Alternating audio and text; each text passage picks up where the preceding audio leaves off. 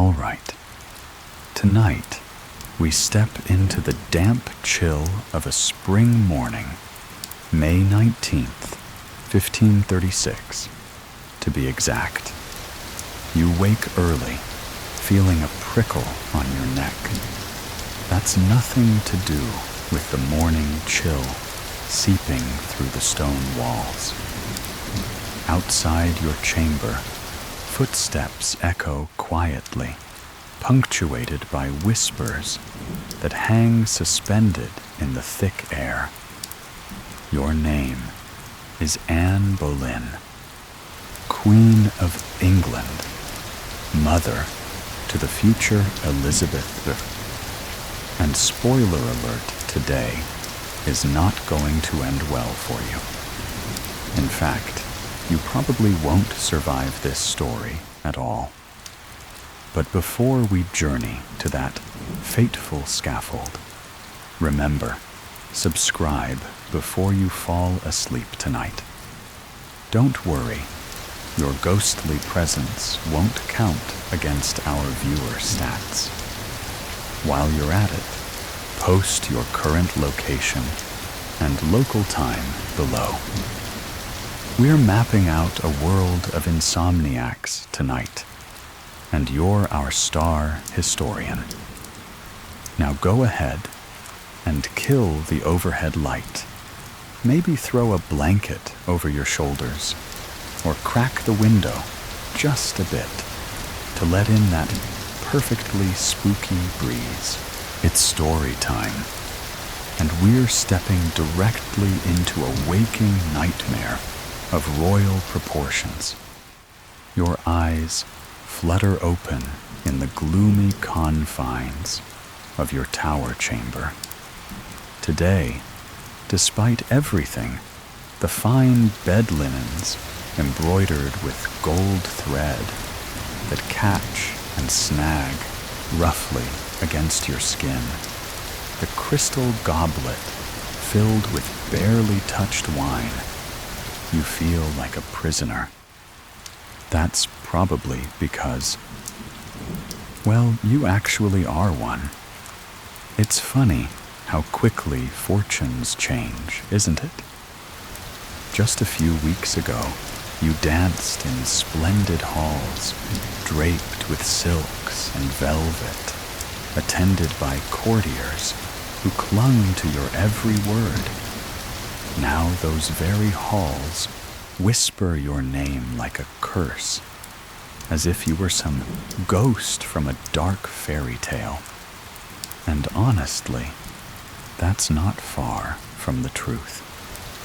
You rise slowly, the world shifting slightly beneath your feet. The dress you put on today is carefully selected, gray, modest a color that won't scandalize or draw undue attention.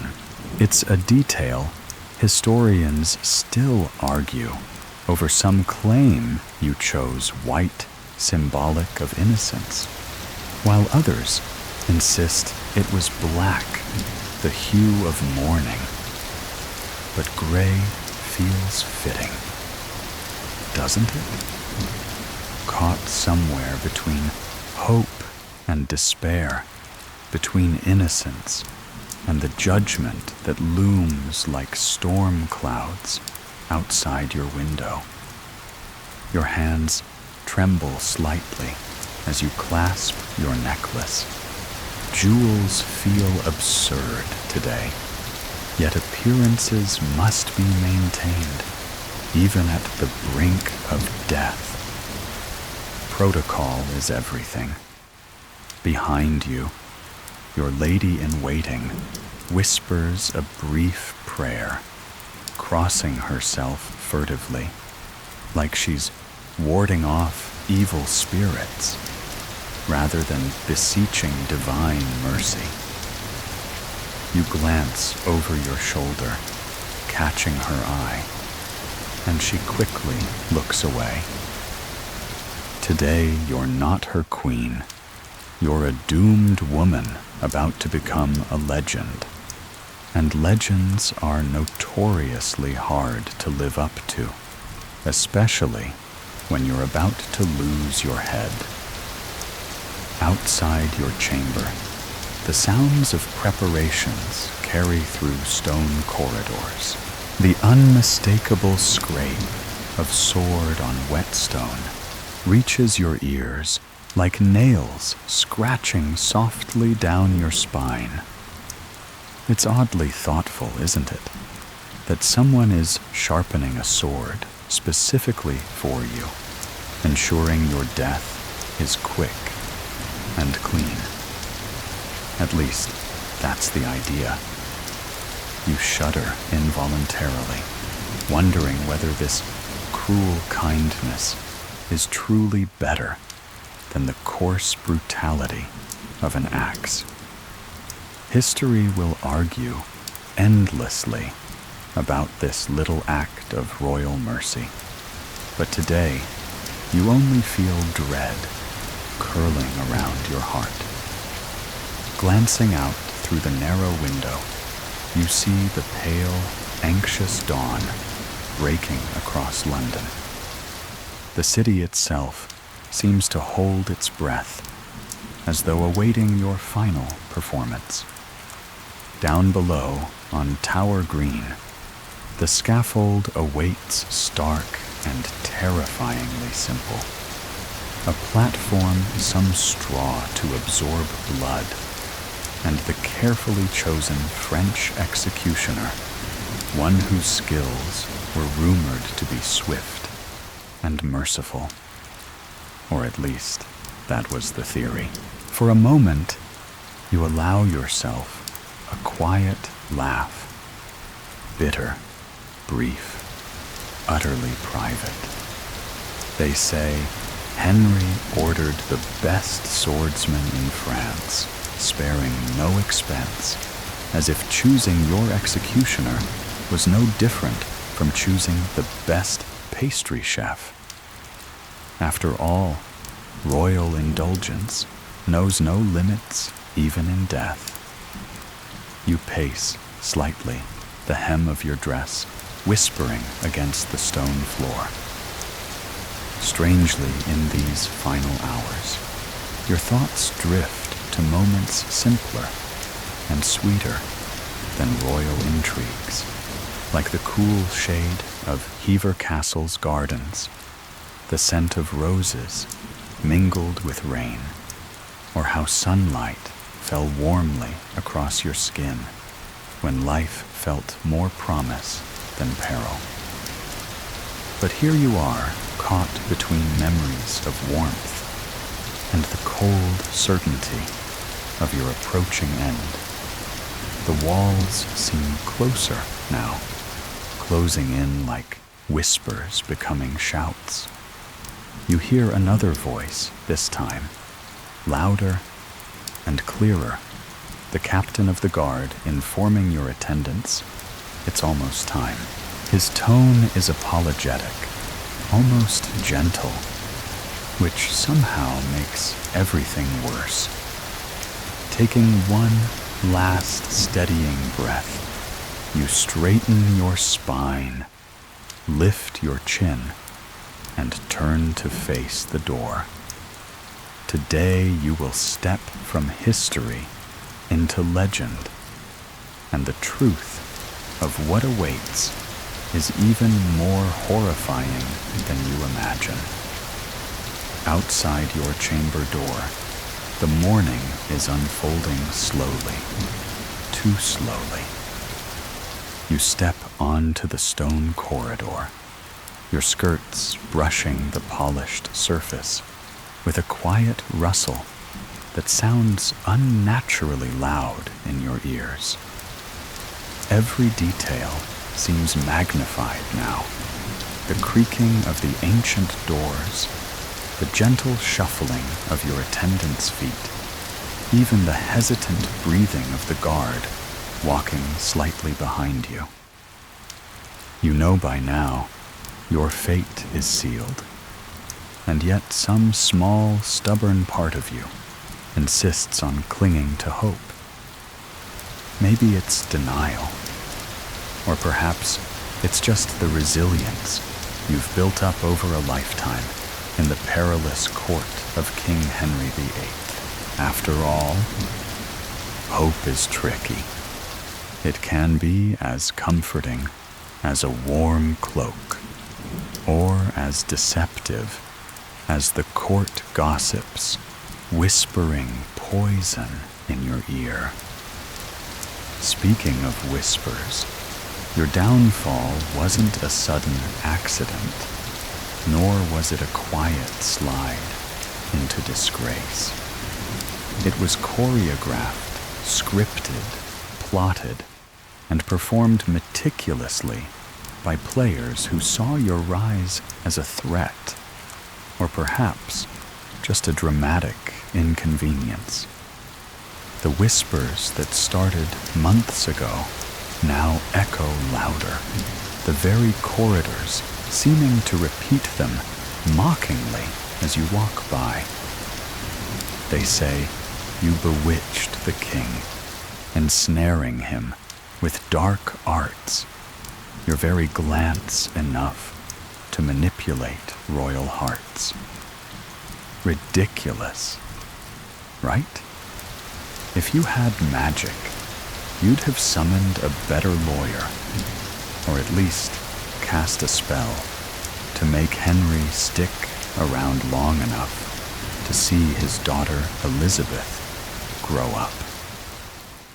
But no, the magic was simply the powerful allure of your ambition, your wit, your refusal to bend quietly into submission, qualities admired in men, yet suspiciously threatening in a woman.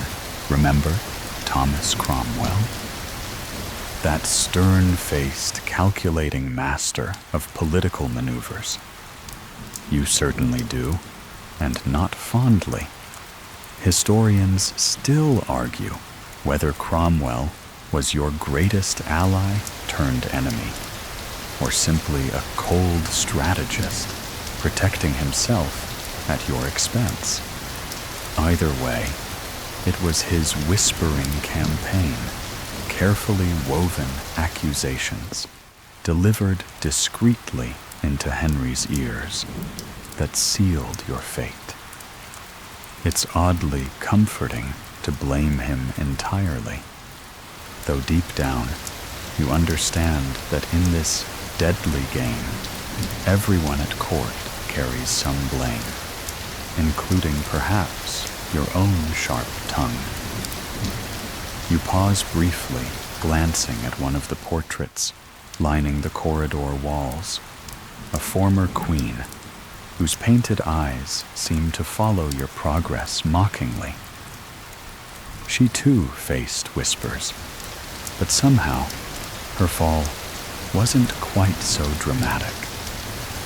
Perhaps it's the manner of your rise from lady-in-waiting to the center of Henry's universe that made your collapse so spectacularly horrifying.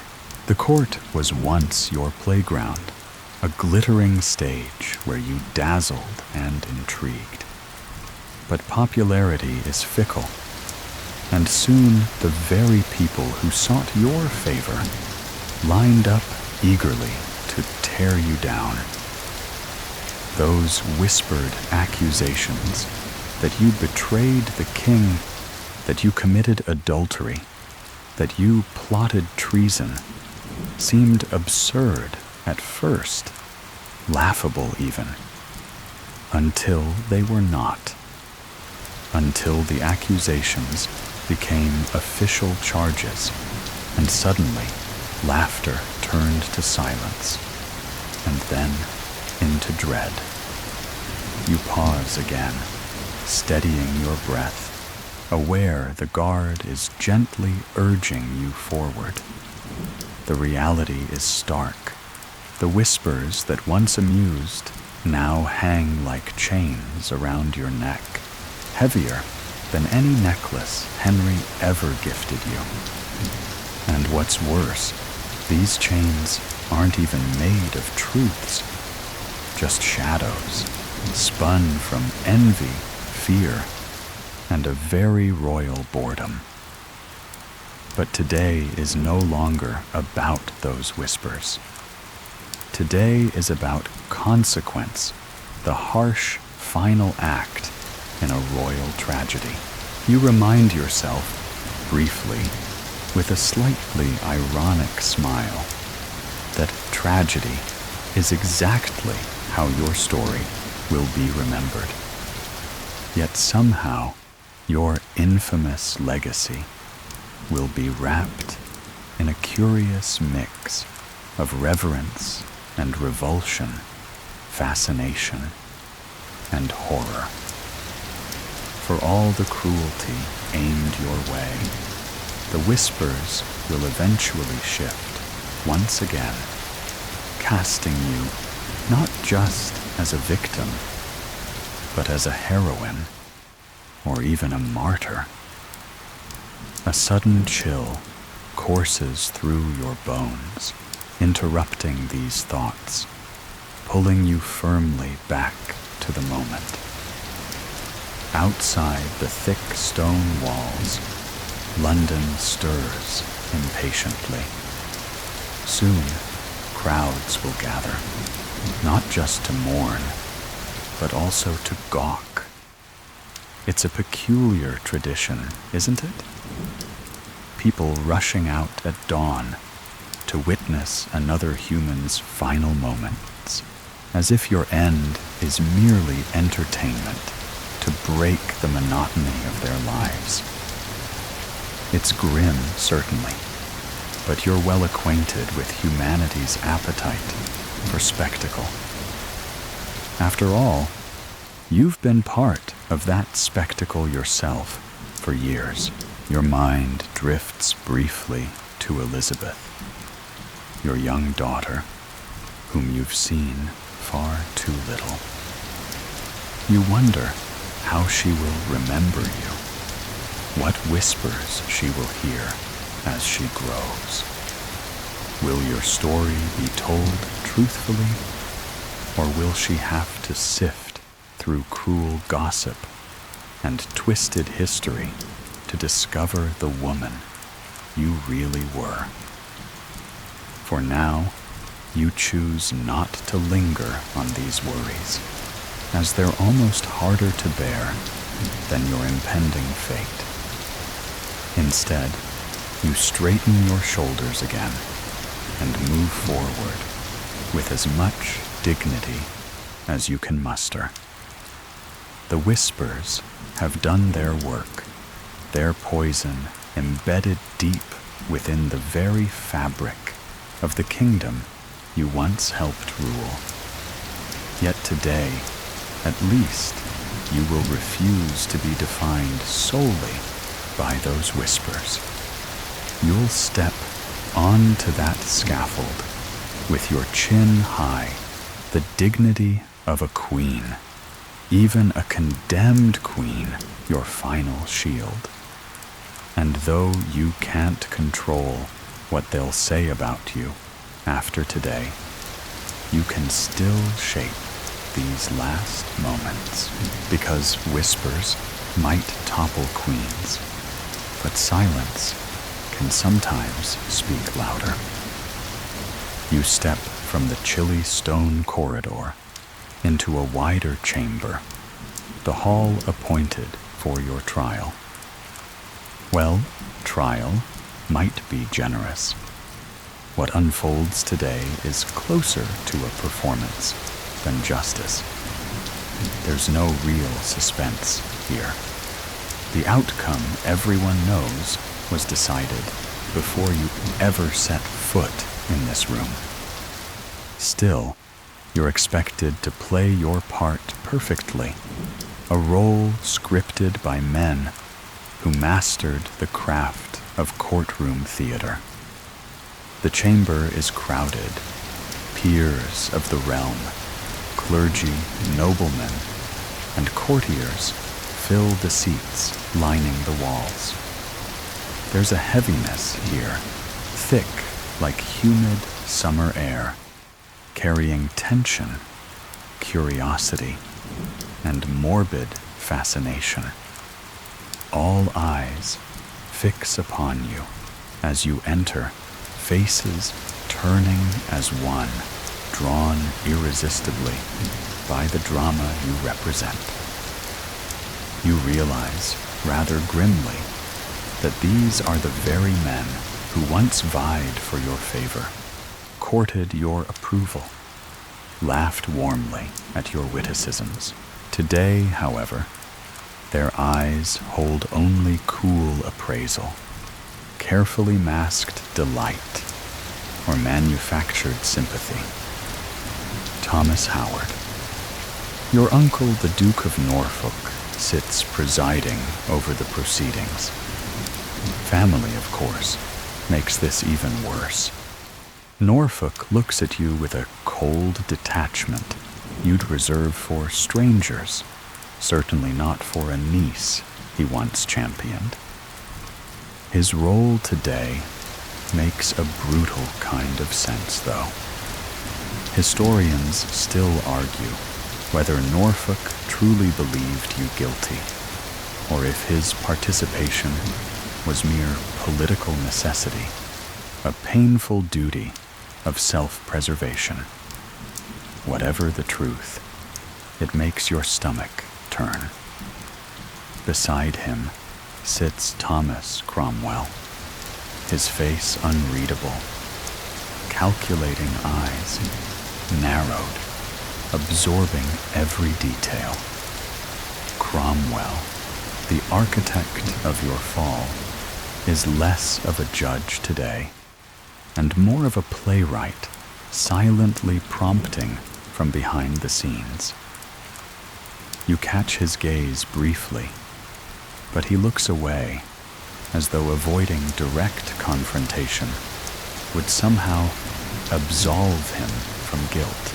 The accusations against you are read aloud: adultery, incest, and treason.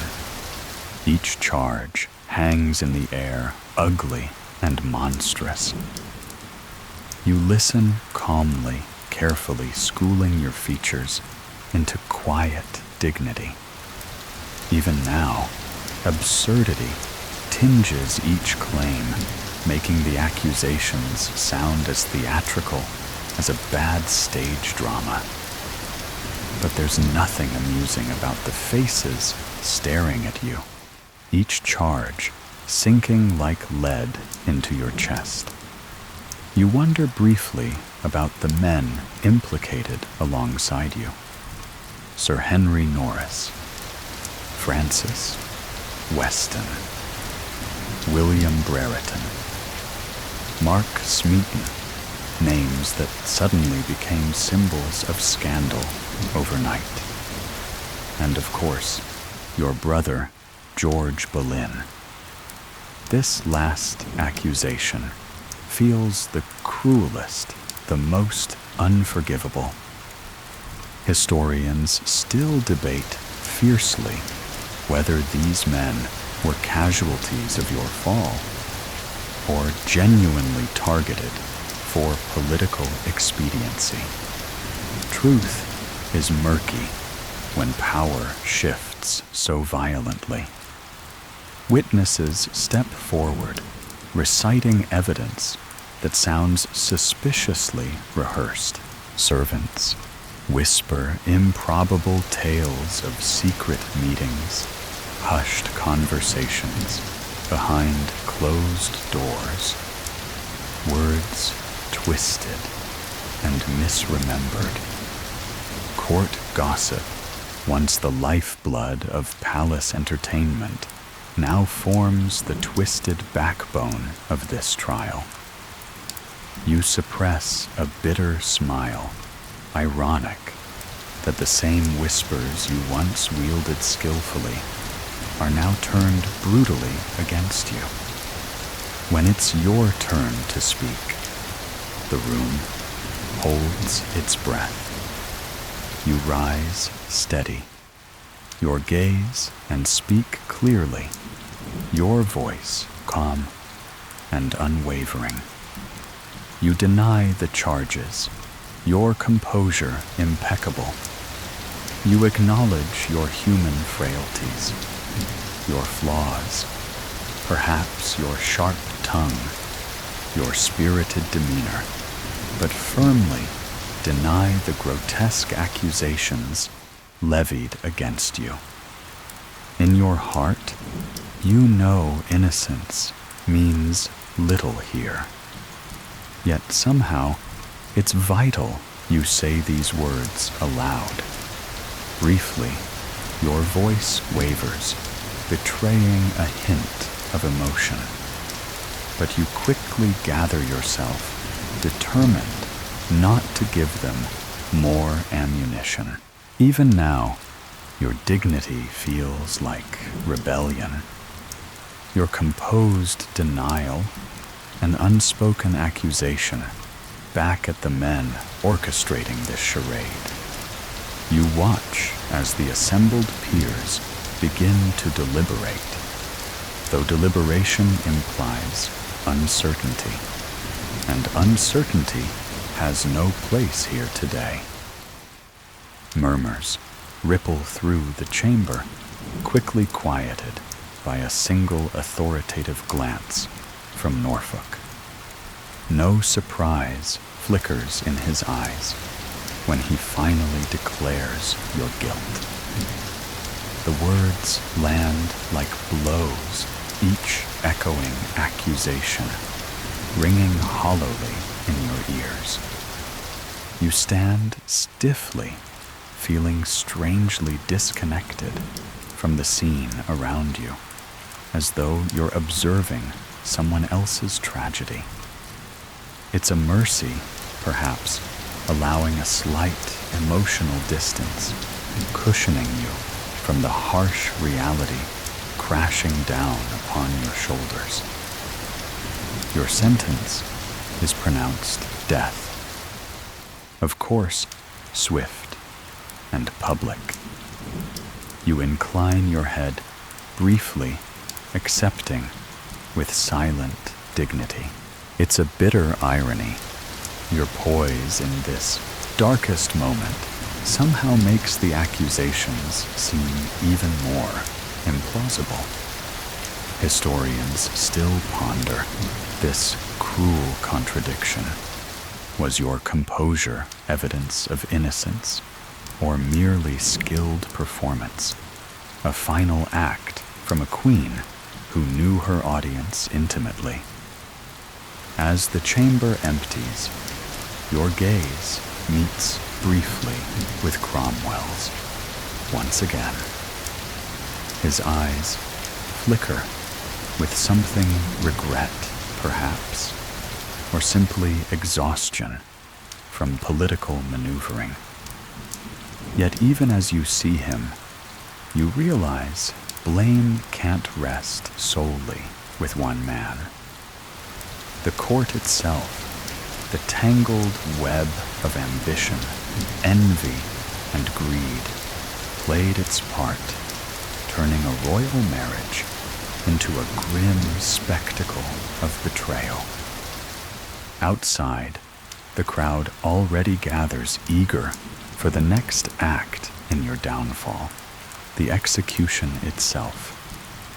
It's a horrible spectacle, yet one that draws everyone, noble and commoner alike, to the macabre allure of watching power unravel so brutally.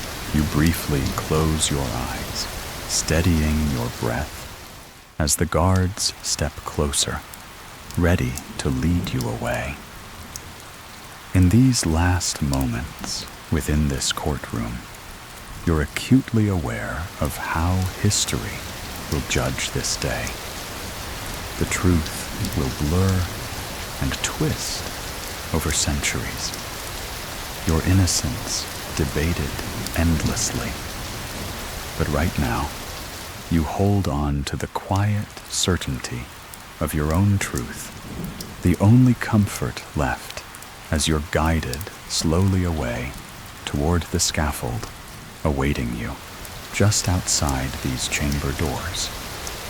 The trial's shadow follows you closely as you step into the guarded corridor. Each footstep rings hollowly on the stone, an echo of the verdict just pronounced. You can't help but feel, despite the royal decrees and formal pronouncements, that everything happening to you now is strangely intimate, painfully personal. Yet it's the twisted logic behind King Henry's decisions that haunts you most clearly now. The man who once wooed you with poetry and passion, who declared his undying devotion with lavish gifts and dramatic gestures, has decided the exact terms of your execution with a chilling, almost tender care. It's as if your husband is orchestrating one final act of intimacy, carefully selecting how your life will end. You'd laugh if it weren't so grotesquely horrifying. Henry VIII, for all his notorious temper and ruthless ambition, always had a taste for spectacle, didn't he? He could have condemned you to a commoner's end, crudely dispatched with the blunt stroke of an axe, before jeering crowds eager to see a queen humbled. But no. Instead, Henry has ordered something unusual, almost luxurious, a skilled French swordsman to perform the final act. On the surface, it appears thoughtful, merciful even. After all, the sword is rumored swifter, less painful than the traditional English axe. Yet beneath this apparent tenderness lies something profoundly unsettling, an intimate cruelty masked as mercy. Historians still argue whether Henry's peculiar choice was truly merciful, driven by lingering affection, or simply a calculated move to polish his reputation abroad. You, however, suspect a darker truth. Perhaps Henry knew precisely the emotional pain this would cause you, the final humiliation hidden cleverly beneath the trappings of kindness. It's as if even now he's whispering to you one last time. See, Anne, I can still break you gently. You shudder slightly, disturbed by your own thoughts, yet unwilling to dismiss their uncomfortable truth. Your former husband, king lover, tormentor, seems to hover just behind your shoulder. His ghostly presence felt keenly as you walk these halls. How quickly affection turned to bitterness, devotion twisted into a fatal game of pride and power. The curious choice of executioner, summoned all the way from France, feels grotesquely lavish, as though your death were an occasion deserving only the finest craftsman. It brings a painful sting of irony. The French court, your refuge and training ground as a young woman, once prepared you for royal elegance and subtle intrigue. Now France returns to claim your life with elegance of a different sort. Precise, swift, and utterly devastating. As you move toward your chambers once more, Whispers drift from doorways and shadows swirling like smoke around you. Some speculate about Henry's choice, openly pondering aloud whether it's compassion or vanity at play. You catch fragments, the king's mercy. They call it voices tinged with awe and disbelief. Yet you know better. Mercy isn't crafted from spectacle, nor draped in calculated indulgence. Mercy is quiet, humble, and kind. Everything today isn't. Back in your room, your ladies in waiting hover nervously, unsure how to behave around a queen so thoroughly fallen from grace. You wave them away gently, craving solitude in these final hours. Alone, you glance toward the narrow window, a sliver of sunlight filtering weakly through the clouds. It's almost peaceful, a mockery of your turmoil.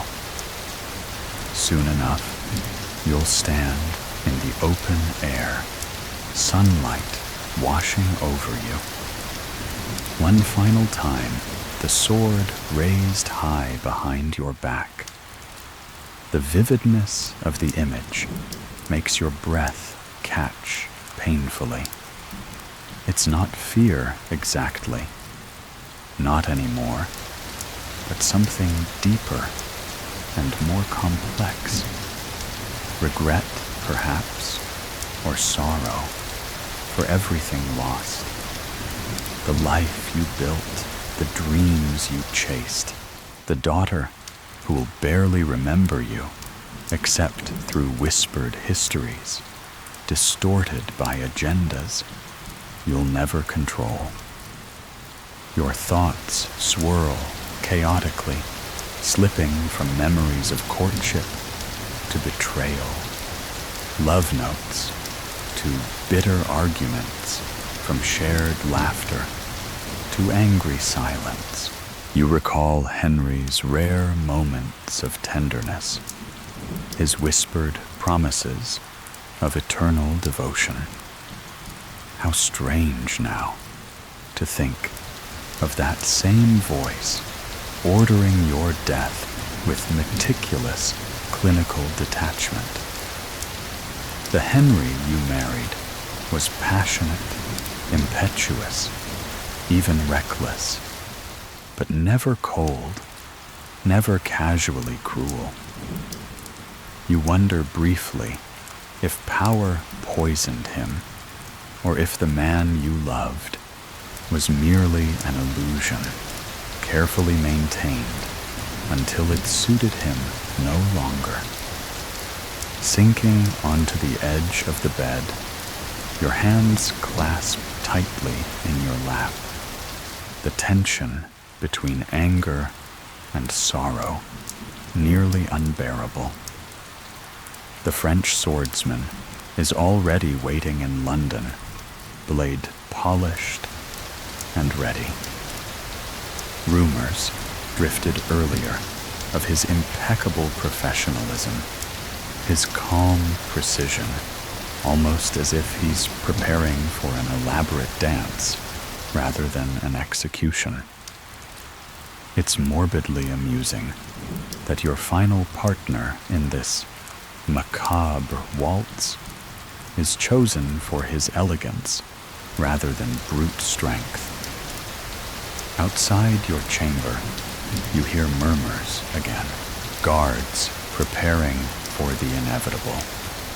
Your heart beats steadily, but more slowly. Now resignation settling heavily into your bones. The executioner's elegance, the swordsman's practiced finesse. These are all mere trappings, artful disguises for the simple truth today. Your life ends. Yet in these quiet moments, clarity also surfaces. Henry's cruel mercy is perhaps his last declaration of love or control or both. This complicated mix of kindness and cruelty, affection and hatred, tenderness and vengeance encapsulates perfectly the man who shaped and ruined your life in equal measure. You rise, slowly, turning your gaze once more to the sunlit window. Soon enough, your life's final chapter will unfold publicly, yet intensely privately, too, beneath the eyes of strangers gathered for spectacle and history. Henry's curious choice, the French swordsman, the carefully orchestrated end, will forever fascinate, puzzle, and horrify. But for you, in these quiet minutes before the final act, it feels like one last bitter joke played by a king who never quite learned the difference between love and possession. Your breath steadies the chamber around you, growing quieter. You close your eyes, gather your courage, and wait calmly for what's coming next. Henry's carefully planned cruelty, masquerading as a mercy, awaiting just beyond your door. The Tower of London was never exactly a comforting place, even at the best of times. But now, trapped within its ancient stone walls, your final days seem especially grim, cloaked in an atmosphere thick with dread. Everything here, from the cold floors that chill your feet to the tiny, narrow windows that let in only slivers of pale sunlight, feels strangely hostile. Yet, strangely enough, your discomfort isn't merely physical. Something deeper, almost spiritual, creeps through these rooms. Shadows flickering at the edges of your vision, whispering doubts that you try desperately to dismiss. You glance around the chamber slowly. Despite its sparse furnishings, this room where you've waited through days of uncertainty feels both claustrophobic and achingly empty. The silence here presses in relentlessly, only broken by occasional muffled sounds from beyond the heavy wooden door. Quiet footsteps, muted conversations between your ladies in waiting, or the guards exchanging anxious murmurs. During your imprisonment, small kindnesses emerged unexpectedly. Some genuinely sympathetic gestures, others, perhaps, mere attempts to soothe guilty consciences. Your jailers, usually hardened men accustomed to cruelty, have softened their glances slightly when meeting your gaze, their voices taking on awkward gentleness when delivering meals or relaying instructions. It's funny, isn't it, how even your captors seem uncomfortable with the role they've been assigned. Maybe your downfall is too clearly unjust even for them. Outside, you hear distant hammering the scaffold's construction. Each blow rings clearly through the stone walls, sending a dull echo through your bones. Oddly, the sounds come comfort you slightly, the rhythm strangely hypnotic. It anchors you to reality, to the inevitable progression of events beyond your control. Throughout your stay, you've tried desperately to maintain some semblance of normalcy, distracting yourself with memories or conversations with your few remaining companions. But as your execution approaches, your efforts at distraction become increasingly futile.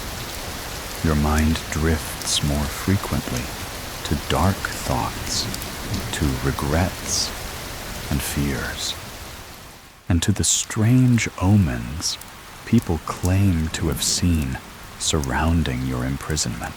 Your lady-in-waiting nervously recounted yesterday, with eyes wide and voice trembling, that ravens had gathered unusually thickly around the tower.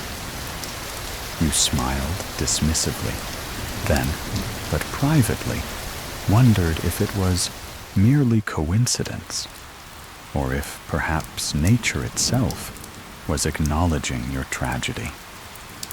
Historians still debate whether these tales of omens were merely embellished legends or genuine phenomena. But in these long, quiet hours, it's hard not to feel a touch superstitious yourself. There were other whispers, too. Guards murmuring nervously about strange noises echoing through the corridors late at night. Unexplained footsteps pacing near your room when everyone else slept.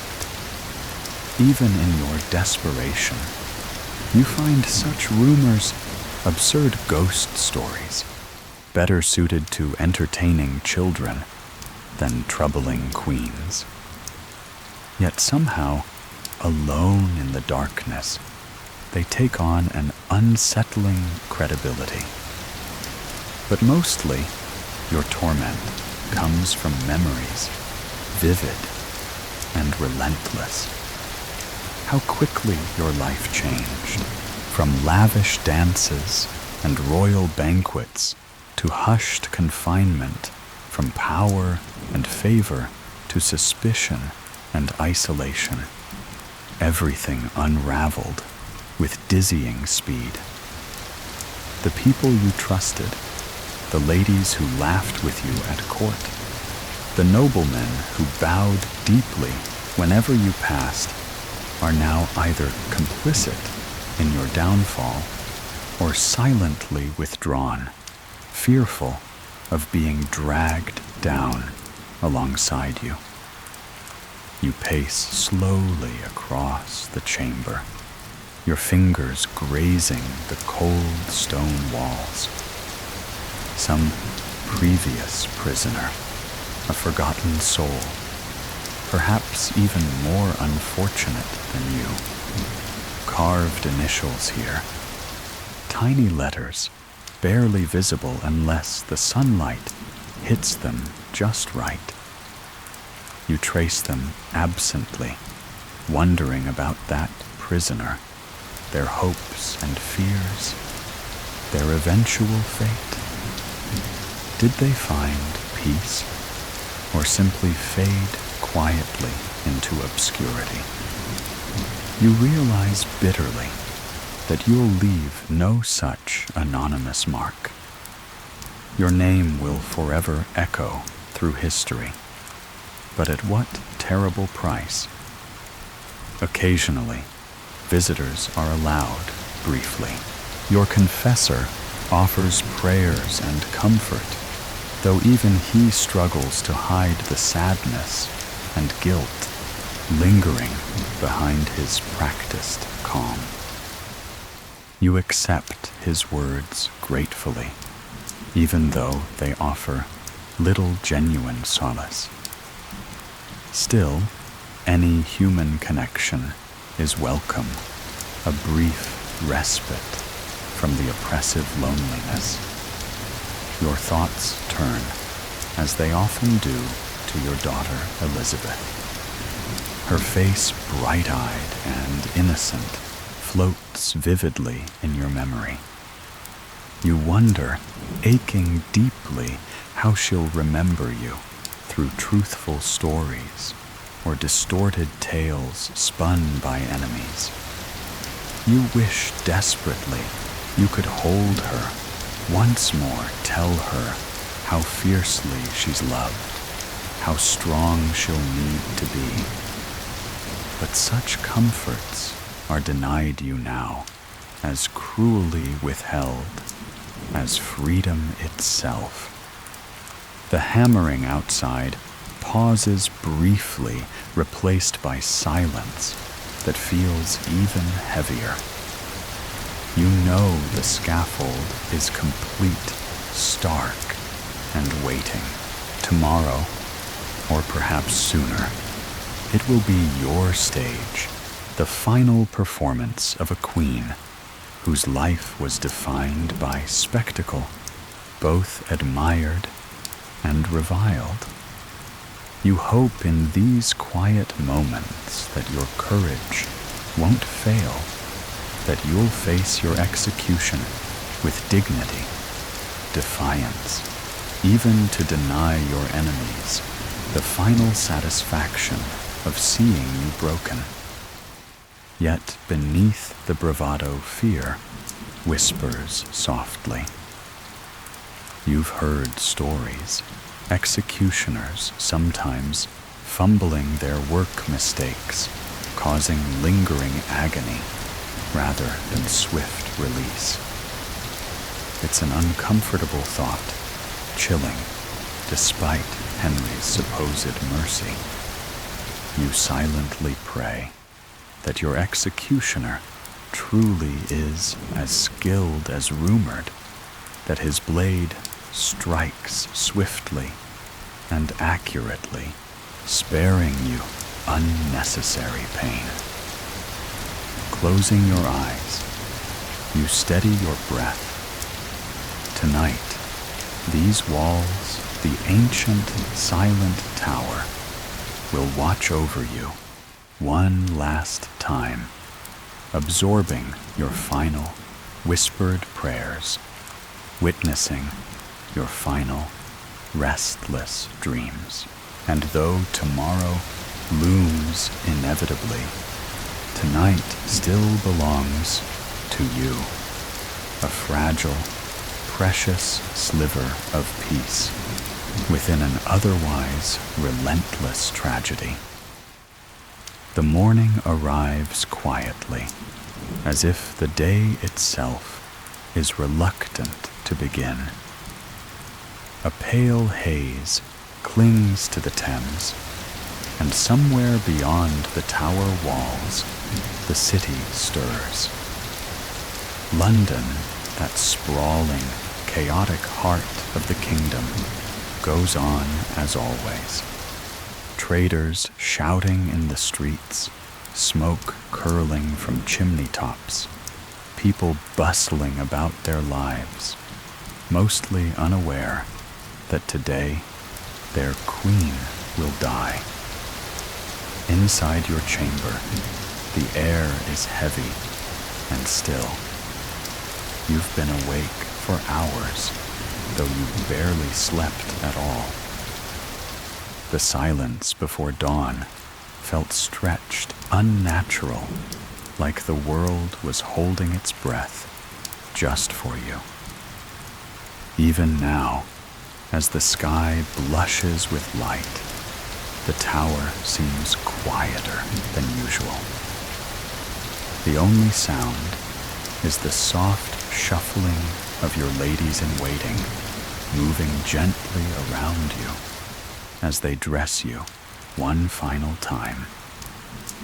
The gown is simple, chosen deliberately, French gray again. You want no symbols, no colors of mourning or triumph, just calmness, dignity, You feel strangely removed from your own body, watching from a distance as your hair is gathered beneath a tight linen coif, your hands folded delicately in your lap. One of your ladies is weeping silently, though she tries to hide it. You pretend not to notice. There's no room for tears now, only steel. A soft knock at the door. It's time. The guards outside are grim but respectful, and you wonder distantly whether they drew lots this morning to decide who would escort you. You offer a small nod and step forward, your feet steady on the stone, despite the overwhelming sense of weight pressing down on your chest. You don't let it show. Today, you will not falter. You exit the chamber and walk slowly toward Tower Green, the path familiar now. You've paced these corridors, measured these stones under your steps. But today, every detail feels painfully vivid. The coolness of the air brushing your cheeks, the faint scent of dew-soaked grass, the distant caw of a crow perched somewhere above. Ahead, the scaffold waits. A simple wooden platform surrounded by a tight ring of soldiers. The crowd is already gathered. Nobles in rich cloaks, commoners in rough wool children, sitting on shoulders, everyone craning for a glimpse. Faces blur into a single mass of color and motion. Some look somber, others curious, a few visibly excited. There's always someone who brings their breakfast to an execution. The morbid picnic of the public death. The French swordsman stands near the platform, expressionless, his long, dark tunic hanging still in the windless morning. He's not holding his blade, yet his hands are clasped politely in front of him, as if attending a royal ceremony, rather than preparing to kill someone. You've been told he's good, the best. That's supposed to comfort you. Somehow, it doesn't. You take the final steps toward the scaffold. A ladder leads up to the platform, and two guards offer steadying hands. You don't take them. The climb is slow, but smooth. Every board creaks underfoot. You try not to think of how it will feel to lie down, to stretch your neck, to hear the whistle of steel slicing the air. Once atop the scaffold, you're handed a small pouch, the alms you will give to the executioner. A strange tradition that tipping the man who will end your life. You offer it with steady hands. He bows slightly. He does not speak. You're asked for your final words. The crowd hushes, almost reverently. You breathe deeply and begin your voice clear and composed. You speak of your loyalty to the king, your acceptance of death, your belief in God's mercy. You do not confess to the crimes they were never yours to own. But you also do not protest. You know that such protests would only feed the crowd's curiosity, turn your dignity into drama. Historians still argue whether your final speech was carefully crafted for posterity or spoken freely from the heart. The truth, of course, is somewhere in between. You are a queen even now, and your words must walk the line between defiance and grace. You want Elizabeth to hear of your courage. You want the world to know you did not beg. Finished you kneel, your lady's approach to tie the blindfold. Your hands tremble only slightly as you adjust your coif. You whisper a short prayer under your breath. The platform is cold beneath your knees, but you don't flinch. You wait for the soft warning the swordsman said to give the slight sound to distract you. But none comes. Instead, he calls for his assistant to bring his sword in French. You turn your head, slightly confused for a half second. That's all he needs. The blade strikes in that moment of doubt. You never see it, never hear it. Not really.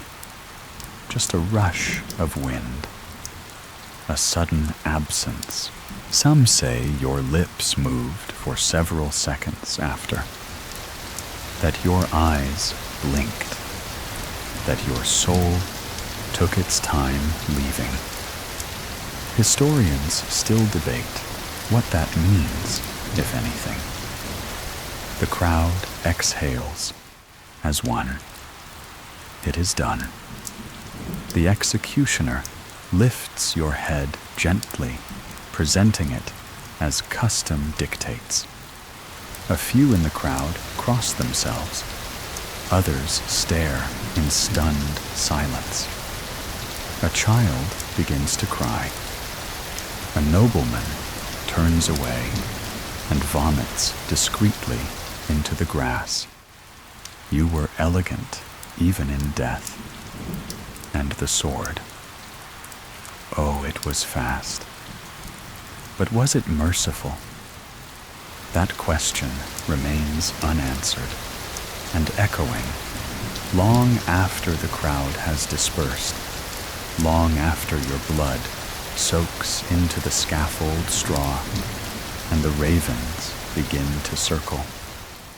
The crowd begins to disperse slowly and unevenly, like water draining from a fractured basin. Some people linger, their eyes still fixed on the scaffold, as if expecting an encore. Others drift away silently, heads bowed, muttering prayers or half-formed thoughts.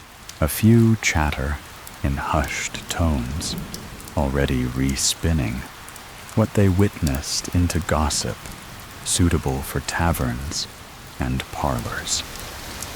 You, of course, are no longer present, but your performance, that final poised kneel, the stillness before the strike, will echo in their minds for years. You'd be amused by the rumors that blossom before your blood has even cooled. They begin almost instantly. That you never flinched. That you forgave the king with your last breath. That your lips moved after your head fell, reciting a psalm, perhaps, or naming your enemies. The truth doesn't seem to matter much now. What matters is the myth the story people can repeat over ale or whisper to wide-eyed children before bed. Anne Boleyn, the queen who died with a smirk on her lips. Back near the scaffold, the executioner wipes his blade, his expression unchanged. Some say the French swordsman was moved by your composure. Others say he was paid handsomely to be otherwise. Either way, his work is done. He will leave London quietly, perhaps already booked for some grim engagement abroad. What a strange profession, bringing endings with elegance. Below the scaffold, your body is hastily covered. No grand procession, no ornate coffin. A few scraps of linen, a makeshift box, a former arrow chest of all things, and a plot of ground within the tower's chapel. You're buried quickly and quietly, with only a handful of attendants. One of your ladies weeps openly, pressing a scrap of your gown to her face. Another kneels stiffly, lips moving in silent prayer. A third stares into the distance, as if unsure whether this is real or merely a nightmare she will soon wake from. You are laid to rest in the chapel of St. Peter ad Vincula, its very name meaning in chains. Somehow fitting. Over the coming centuries, tourists will tread unknowingly over your grave, unaware that beneath their feet lies a queen once crowned in gold and damned in whispers. For many years, the exact spot of your burial will be forgotten, misrecorded, obscured by time and indifference. Only in the 19th century, when Queen Victoria orders the chapel restored, will your name be found again, carved carefully into a new slab, finally granting you the dignity denied at your death. But today, there is no ceremony, no music, no mourning bells, just silence and a heavy sense of something unfinished. Even now, the tower itself seems changed. The crows are louder, the guards quieter, the air heavier. There are reports that the weather shifted at the exact moment the blade fell an unusual gust of wind sweeping across the green, though no clouds had gathered. Superstition, probably. But still, the tower has always had a memory, and today it remembers your name with a bitter chill. Among the court news spreads fast. By the time your body is buried, letters are already being written. Dispatches to ambassadors, updates to the Privy Council, cold summaries tucked into royal records.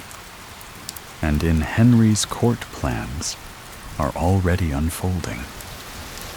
Jane Seymour, your former lady-in-waiting, and now Henry's new obsession is being quietly prepared for her debut. Less than 24 hours after your death, she will be formally betrothed to the king. Historians still argue whether Henry mourned you at all. Some claim he retreated to a private chamber and wept in solitude. Others suggest he hosted a lavish hunt that very afternoon, hawks flying freely across the spring skies, as if nothing had happened. The truth, as usual, lies somewhere between cruelty and convenience. As for your daughter Elizabeth, she is taken to Hatfield, kept under careful watch. She's too young to understand fully, but children are perceptive. She will grow up, knowing that her mother was powerful, and then suddenly gone. You'd think that once a queen was beheaded, that would be the end of her story. But no, your presence lingers unsettling, like a spilled glass of wine that never quite dries. Tower Green has been washed clean, the scaffold dismantled, and the crowd dispersed. Yet your name, your story, and strangely, your gaze, real or imagined, continue to haunt those who watched you die. You see, the people who came that morning didn't just witness an execution. They watched a fall from grace that was dizzying in its speed, surreal in its drama. One day, you were the crowned Queen of England. The next, a condemned woman kneeling before a sword. That's not the kind of thing you forget easily, especially in a court obsessed with image gossip and divine retribution.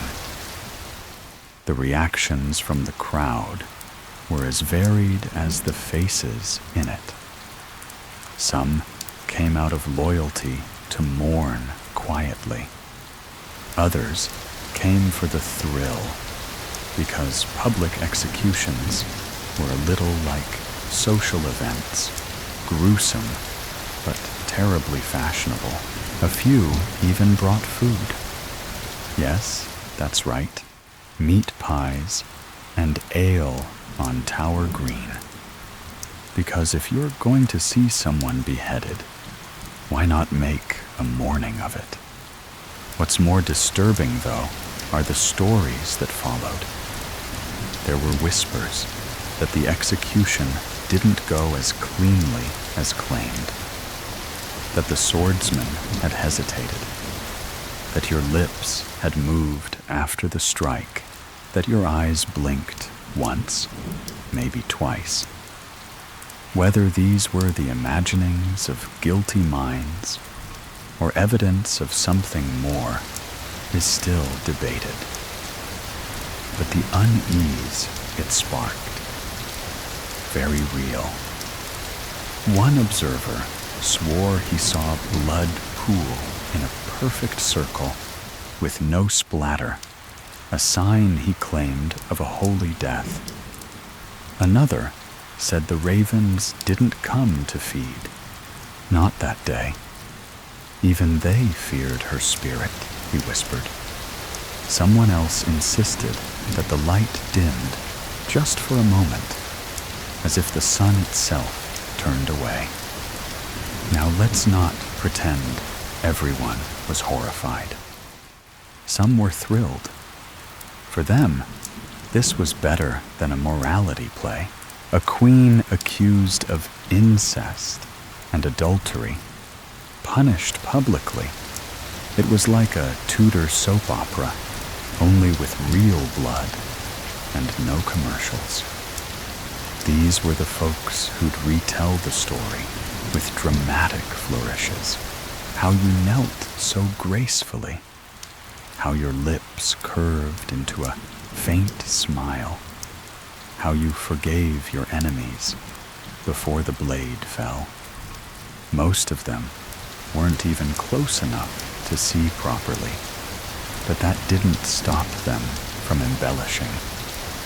Of course, some weren't so comfortable with the spectacle. A few noblewomen reportedly fainted.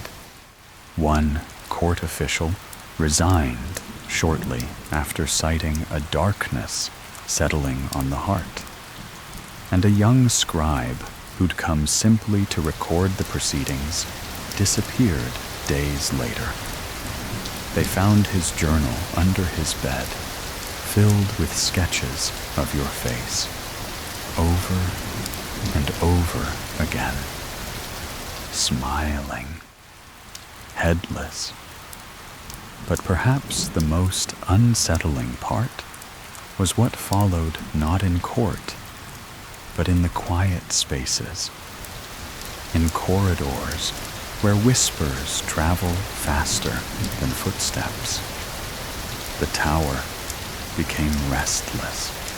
Guards reported cold spots that lingered even near the kitchens. Candles blew out for no reason. The Queen's house, where you had stayed, began to creak at night, with a rhythm too steady to be random. Some said they heard footsteps pacing the floor. Others heard weeping. A few brave or foolish souls went so far as to enter your chamber after hours. They didn't stay long. One guard claimed he saw a woman in gray standing near the window, her face obscured by a coif, hands folded unmoving. When he returned with reinforcements, the room was empty. But the scent of lavender, your favorite, hung in the air. Even now, centuries later, tourists report similar things. Chills, whispers, that strange, heavy sensation that someone's watching. And more than once, guests have claimed to see a woman in Tudor dress walking silently through the chapel or disappearing through walls. Guides shrug and smile. That's just Anne, they say, as if it's the most normal thing in the world. And yet, your ghost is more than a figure in folklore. You've become something else entirely, a symbol. For some, you represent the cruelty of unchecked power. For others, the dangers of ambition. And for more than a few, you're a feminist icon, centuries ahead of your time.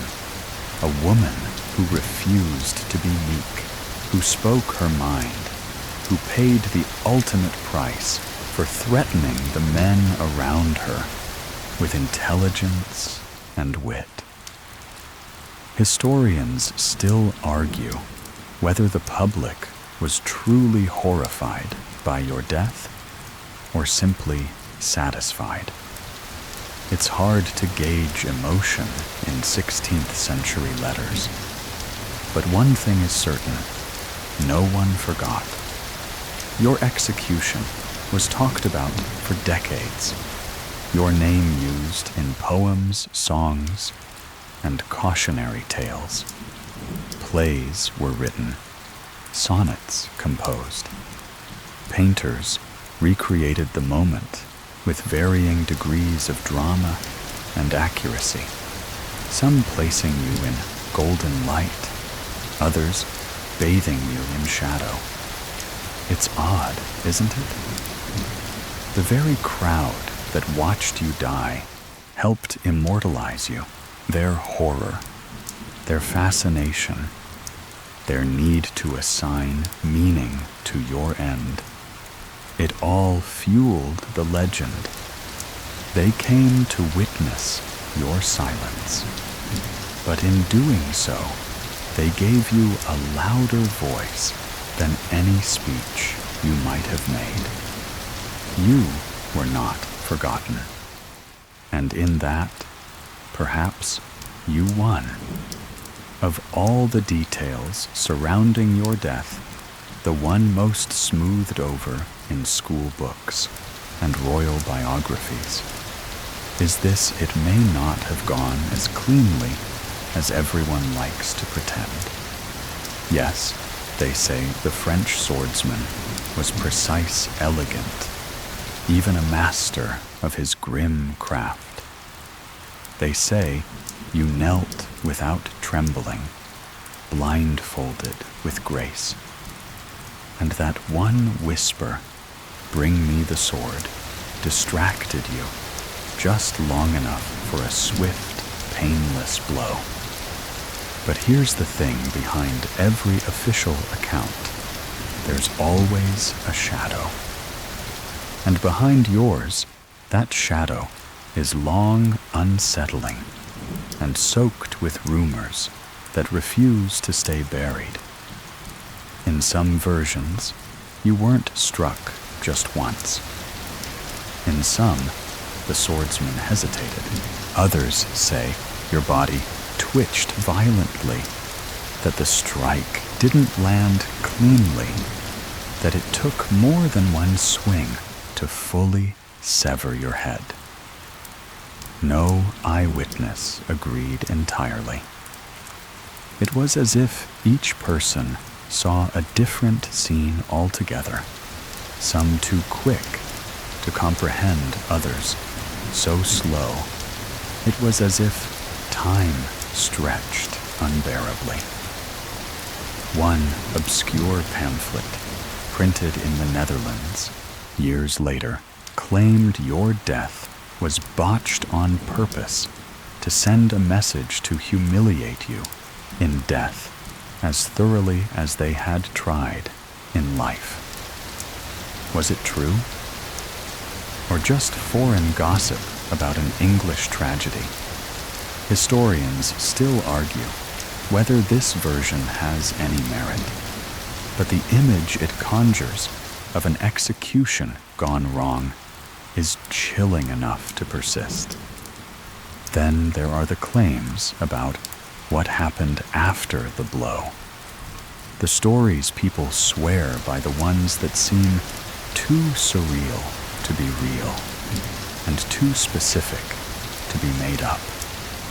That your lips moved, that you tried to speak, that your eyes blinked once, twice, as if taking in the new angle of the world. Science, of course, has weighed in. Modern anatomists argue that the brain remains active for a few seconds after decapitation, which means, yes, you might have been aware, if only briefly, long enough to register what had happened, long enough to feel the warmth draining from your neck and the cold rush of air on your now separated skin, long enough maybe to hear the gomp of the crowd. No wonder the witnesses left that morning looking pale and disturbed. A woman in the crowd later wrote in her diary that the silence after your death was not holy, but hollow, like God had turned his face away. She described the executioner shaking as he stepped back, his sword lowered his head, bowed, not with reverence, but perhaps with shame, or perhaps fear. Fear that he had misjudged, that the strike was not as clean as promised, that he'd failed to deliver the mercy that King Henry had so publicly ordered. The king, of course, never saw it. He was miles away, deliberately absent. It's said he planned to receive word the moment your head hit the straw, that he was already making arrangements for his next wedding.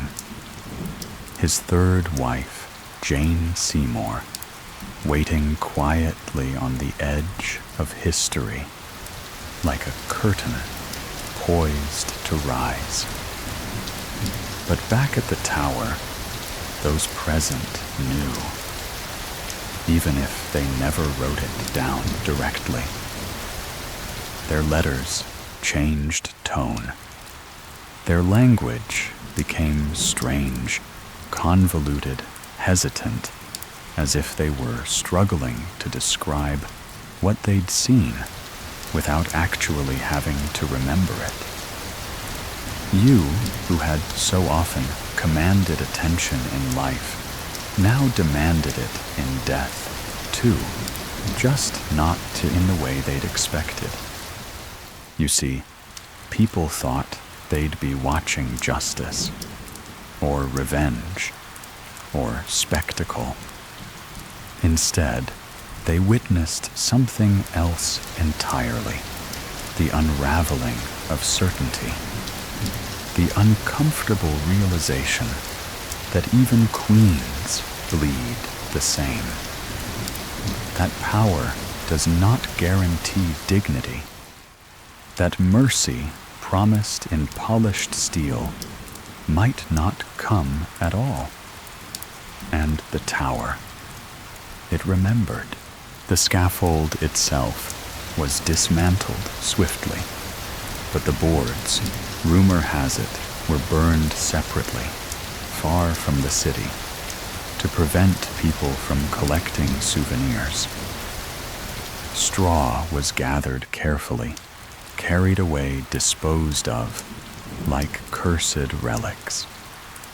No one wanted to touch the things that touched you, as if the messiness of your end might somehow be contagious. In the days that followed, the court pretended calm. Henry announced your death with clinical formality. She has suffered death by the sword, it being the king's pleasure she should. That was it.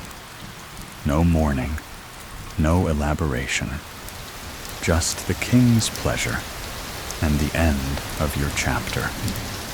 Or so he thought. But the public, they couldn't stop talking.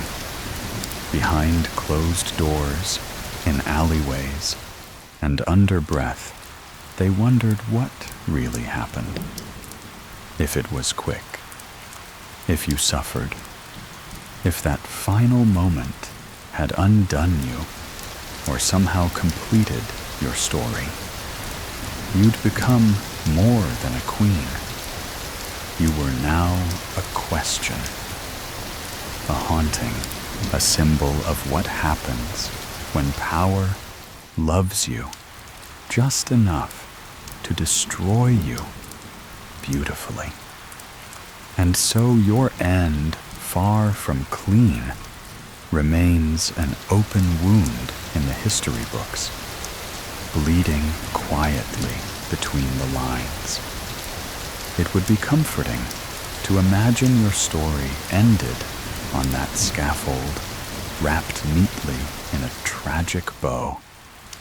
But as with so many women in history, especially queens, your ending wasn't the end. It was only the beginning of something murkier, a legacy tangled in secrecy, shame, and royal discomfort. Let's talk about your burial, or rather, the utter lack of ceremony that followed. After the crowd dispersed and your executioner wiped his blade, your head and body were hurriedly gathered and placed into an old arrow chest. Not a coffin, not even a purpose-built box, just a utilitarian wooden crate used for carrying military supplies. There was no fine silk lining, no nameplate, no procession, just a quiet shuffle toward the chapel of St. Peter ad Vincula, the tower's modest church, where you were laid to rest in a shallow grave near the altar. No eulogy, no mass, no final rites that a queen should have deserved. The haste was deliberate, the shame palpable.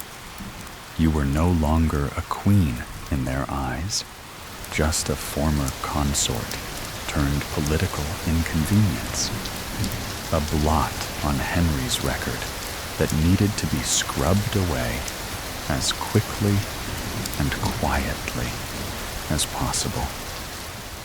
Even the chapel seemed to understand the unease. Tucked within the tower walls, it's an unassuming space, almost easy to miss. But from that day forward, it held a strange energy, as though the stones themselves knew they were standing over something unresolved. Generations of guards stationed at the tower would later claim the chapel felt colder than the rest of the grounds, even in summer. A chill that crept into bones and stayed long after prayers were spoken. Your name was not engraved on any marker, not initially. For over 300 years, your burial site remained anonymous, lost beneath layers of politics and dust. Visitors came and went. Kings were crowned. Wars were fought. And still, you lay in obscurity, unacknowledged by the very monarchy you helped define. Then, in the 19th century, something shifted. Queen Victoria, ever the fan of royal drama and historical restoration, ordered renovations to the chapel. During the excavation, bones were discovered, human remains buried haphazardly in shallow graves.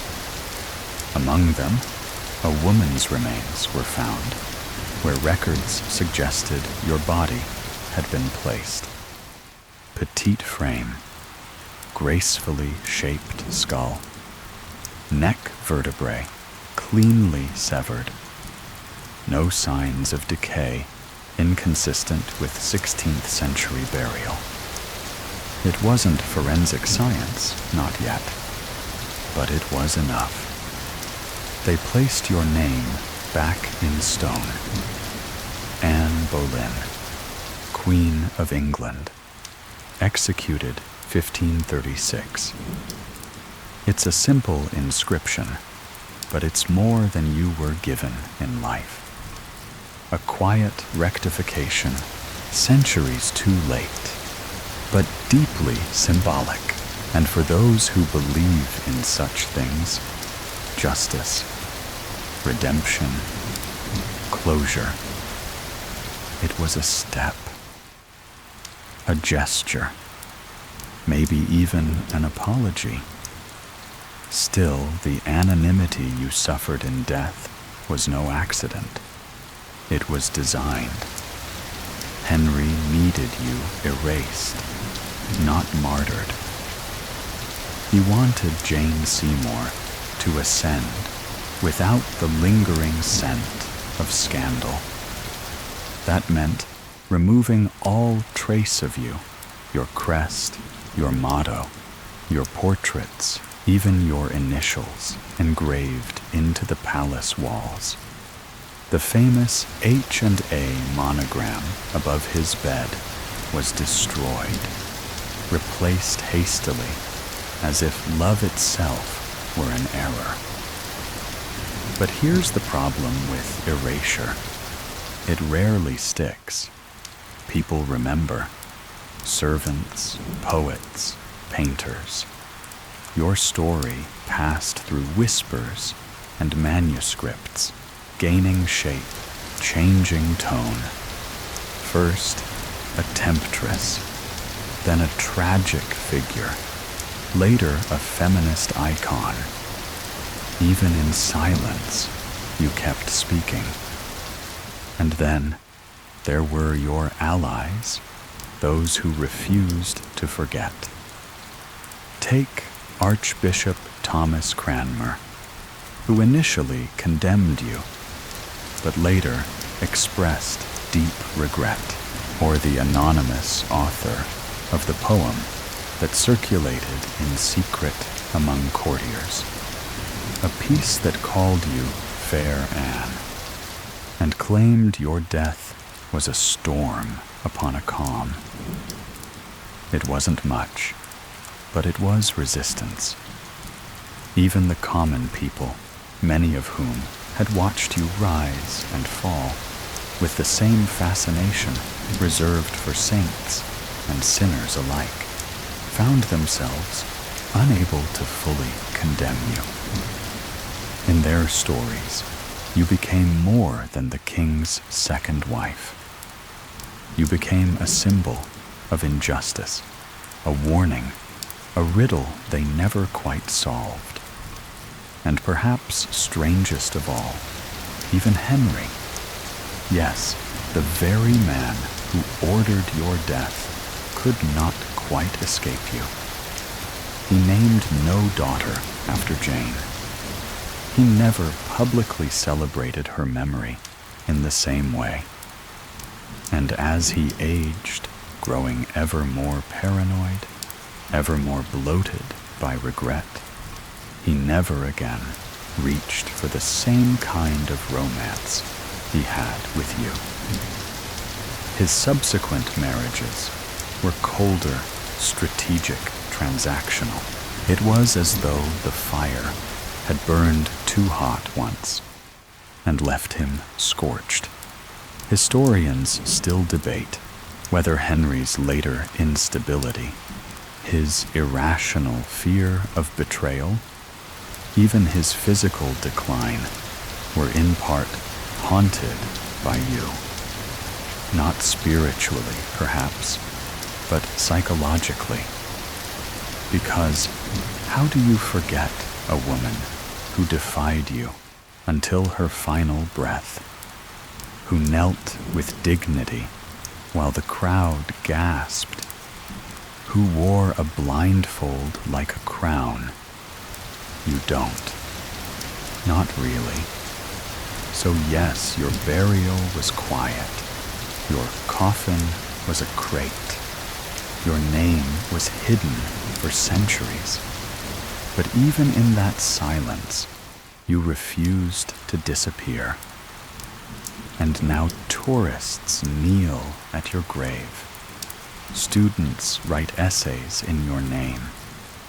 Artists recreate your portrait eyes, defiant.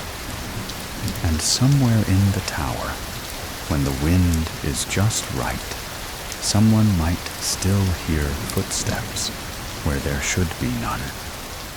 You were buried quickly, anonymously, and for a while, very nearly forgotten. But memory, especially royal memory, is a strange, slippery thing.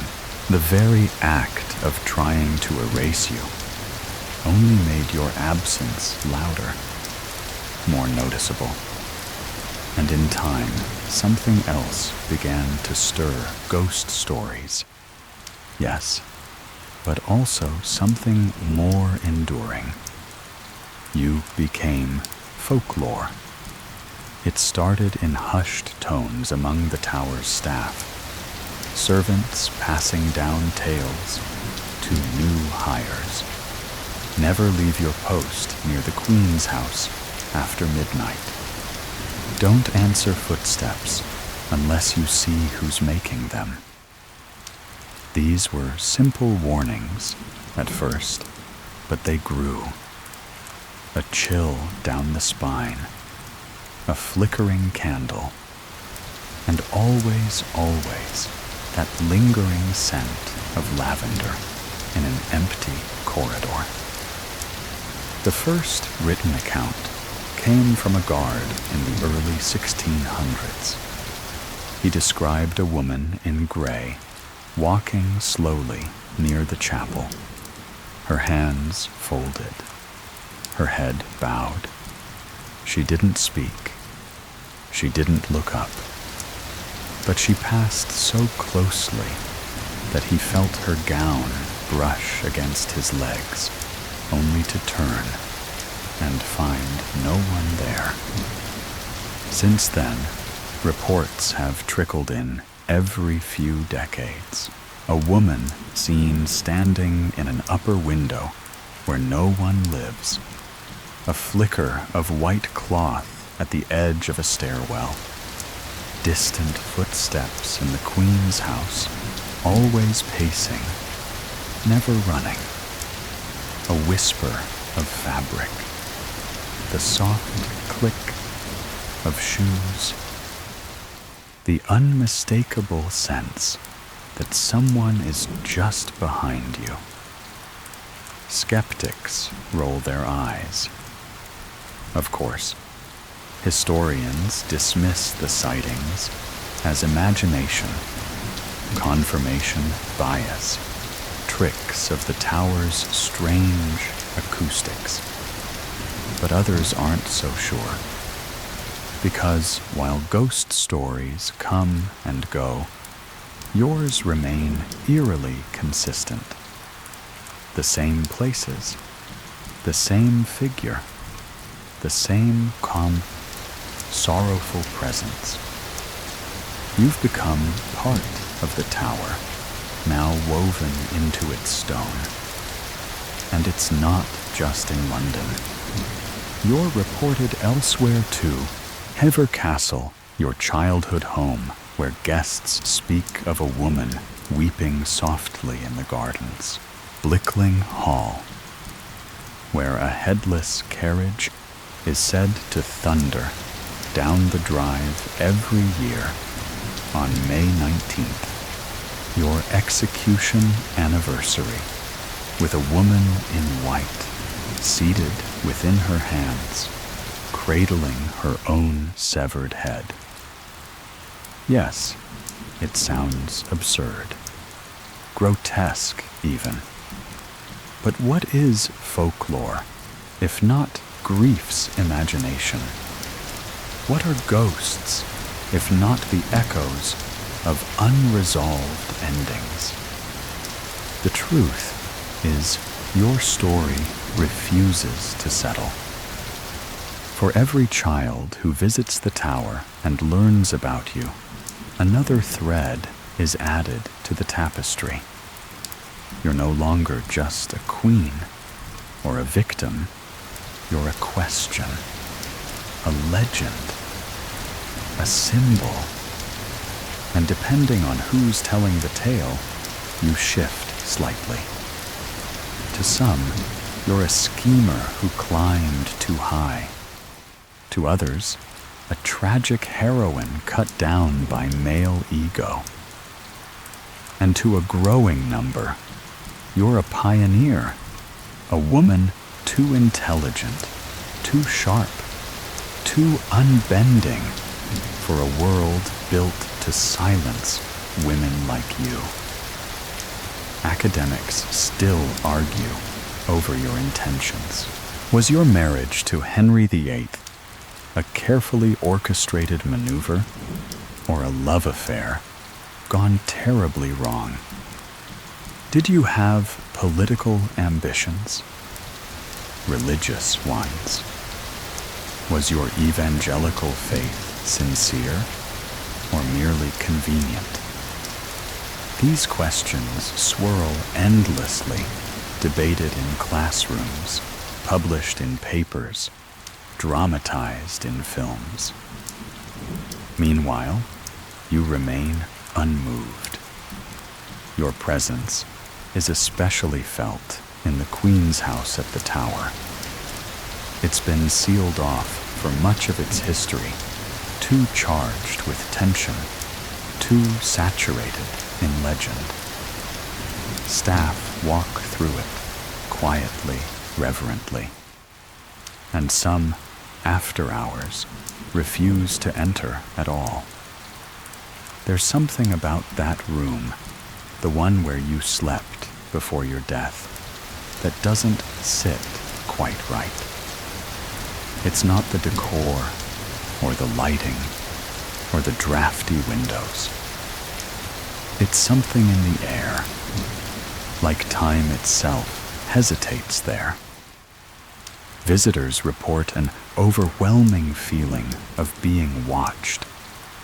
Some describe it as maternal protective.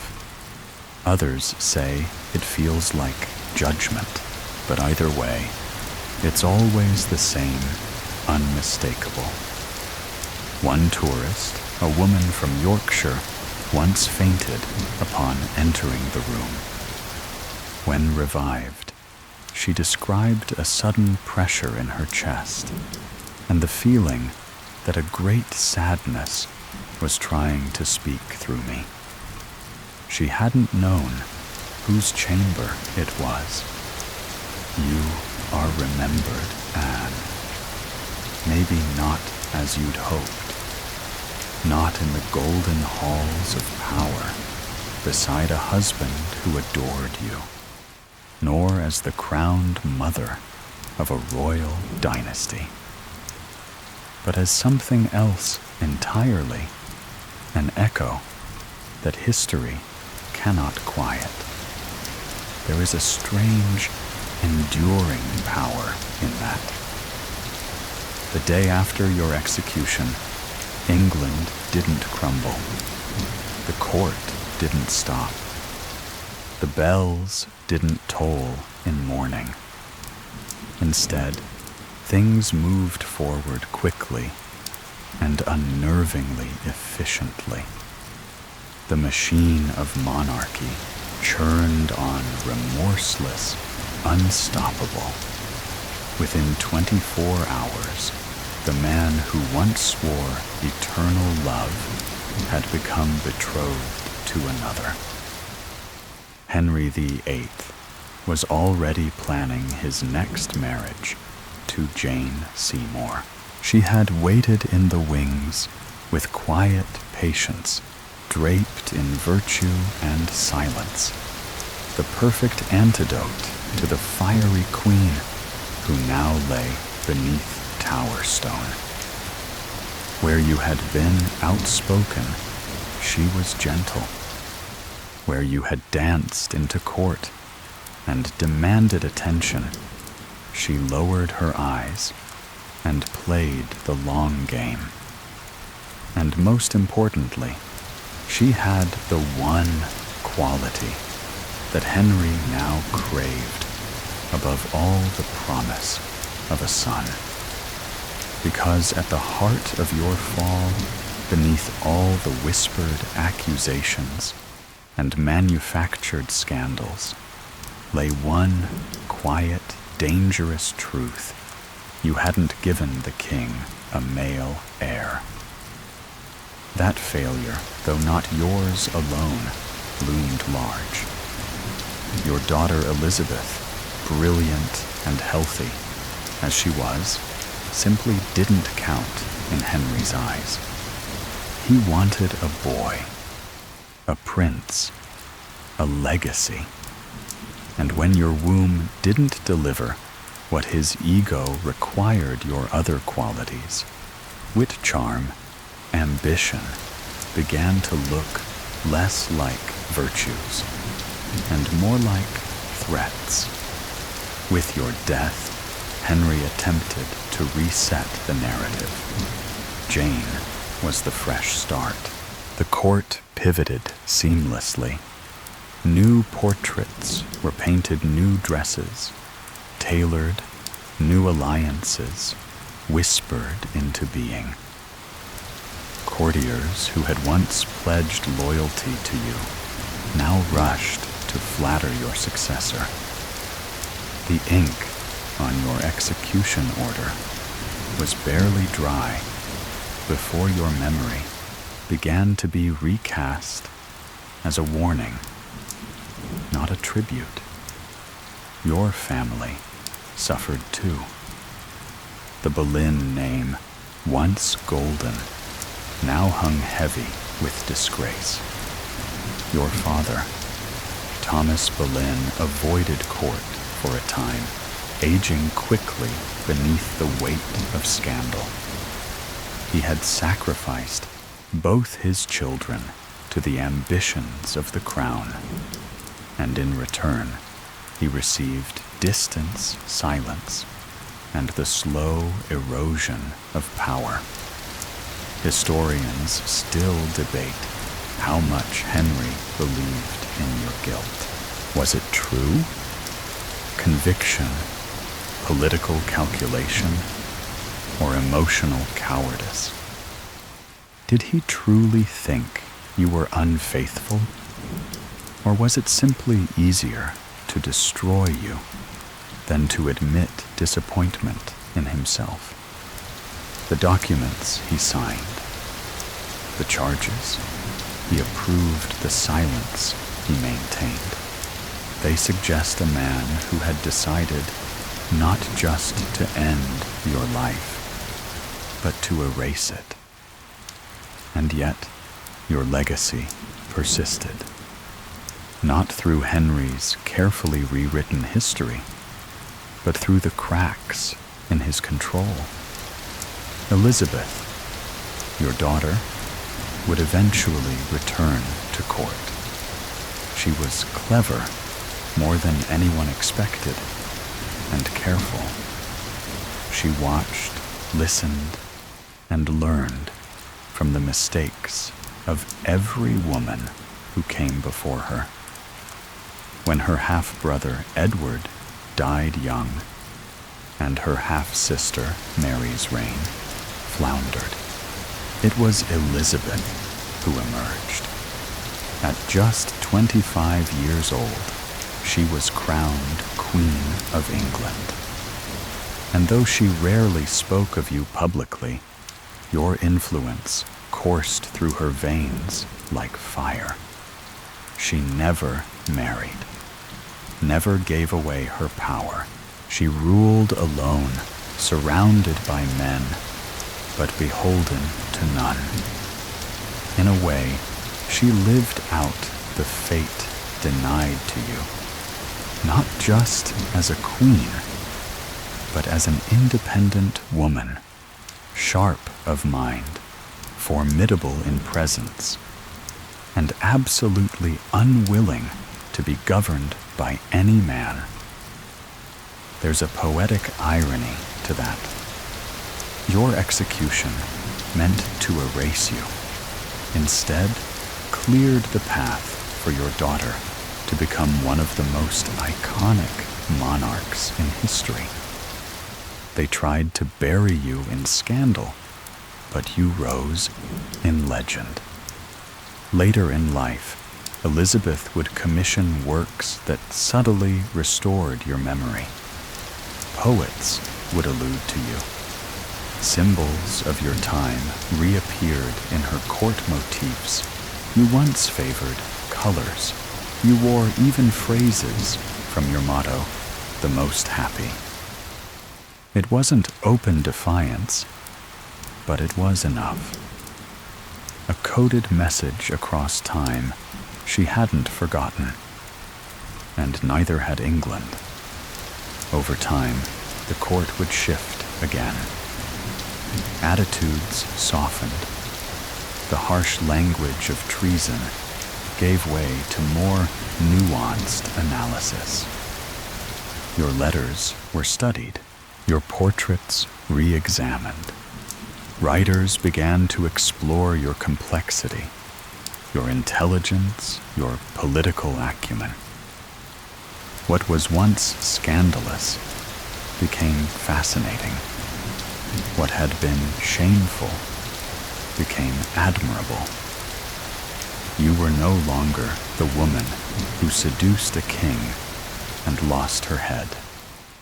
You became the woman who changed the monarchy, who helped birth a religious reformation, who mothered a dynasty. And through it all, you remained defiant, even in silence, even in death. The immediate aftermath of your execution had been designed for erasure. But history has a strange way of course correcting, and your daughter, your true legacy, made sure your story didn't end where the sword struck. They tried to control how you'd be remembered. That's the real irony. The same men who engineered your fall, who whispered poison into the king's ear, who ensured your name was blackened in court records, none of them imagined that your image would ever be redeemed, let alone celebrated. But history has a long memory, and it tends to resist simple stories. In the decades after your death, your name became a battleground. You weren't just a person anymore. You were a symbol. And symbols are dangerous things. Too rigid, and they shatter. Too powerful, and they outlive their enemies. The early historians, mostly men, mostly aligned with the crown, followed Henry's script. You were cast as a seductress, a social climber who reached too far. Some blamed you for England's break with Rome, as though the king's thirst for power and control could be pinned on your ambition. Others painted you as a witch, as if your charisma and intellect could only be explained by the supernatural. One Catholic chronicler even claimed you had 6 fingers. 6? As if God himself had marked you as unnatural. But slowly a shift began. Writers in the 17th and 18th centuries began to dig deeper. They uncovered letters, trial records, first-hand accounts. They noticed the gaps in the narrative, the inconsistencies. How convenient it was that the king's most inconvenient wife was charged with impossible crimes, rendezvous on days she wasn't even at court, affairs with men who had no opportunity. The case was flimsy. And once people stopped accepting the surface version, a new portrait began to emerge.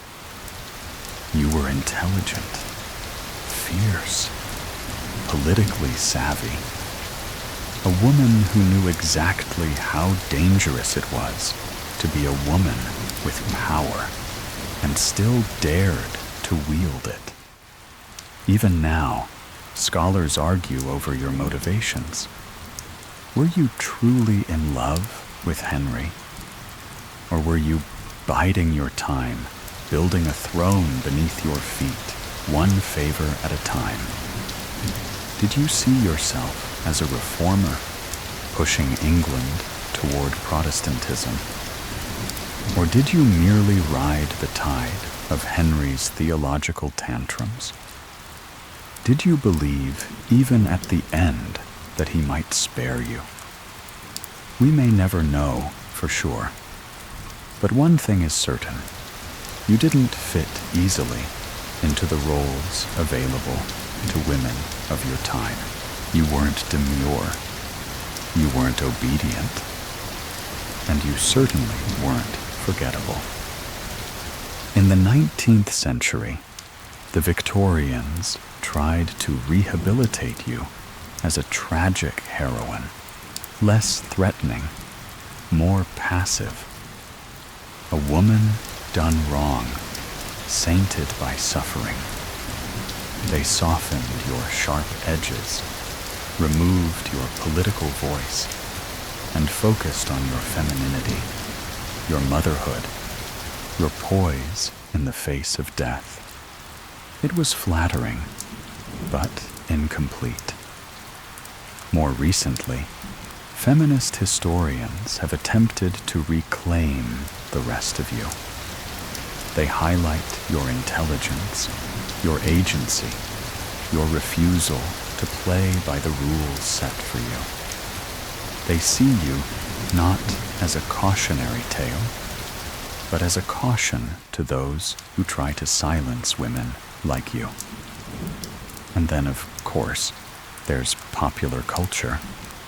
You've been played by countless actresses on stage, on screen, in miniseries and musicals.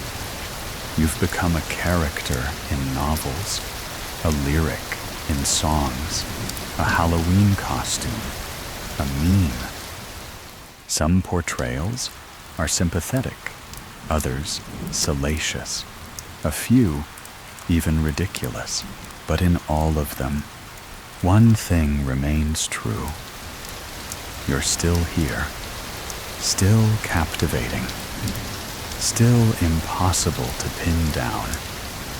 Anne Boleyn has outlived Henry VIII, not just in body, though it's worth noting that his tomb lies cracked and largely forgotten, while yours draws quiet reverence, but in meaning.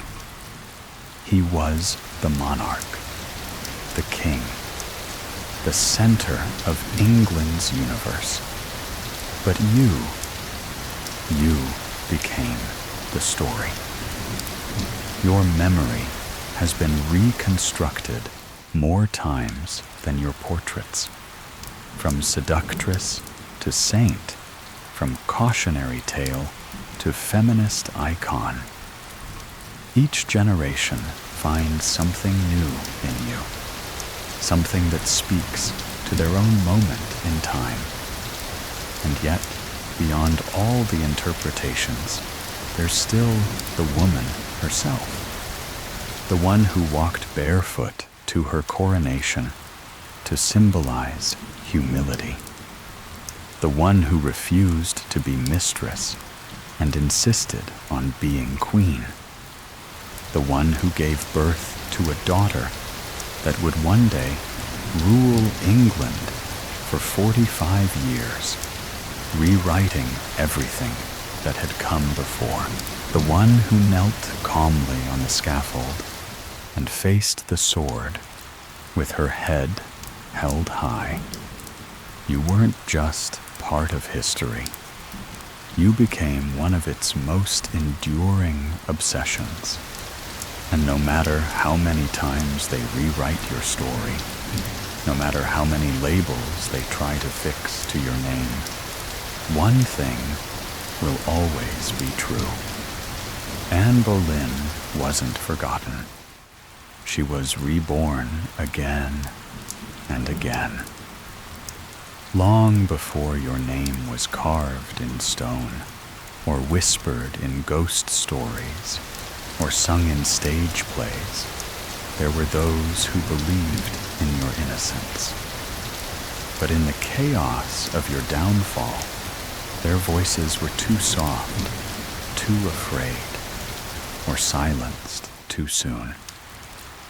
History rarely tells their stories. They were not kings or queens.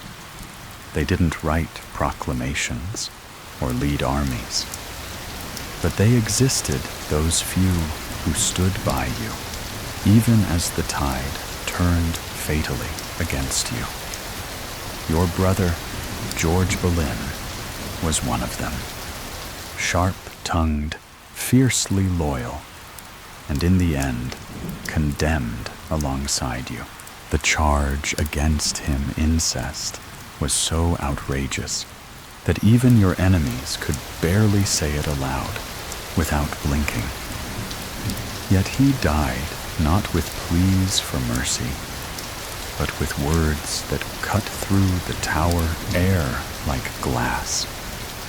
I have come here not to preach, but to die. They executed him just days before you. Some say you heard the sword fall. Others say you wept silently in your cell afterward, knowing that your family's blood was already soaking the tower stones. There were others more shadowed in history. Thomas Wyatt, the poet and courtier, once a rumored suitor of yours, wrote verses laced with sorrow and anger after your death. While he never named you directly, he was no fool. His metaphors bled with grief.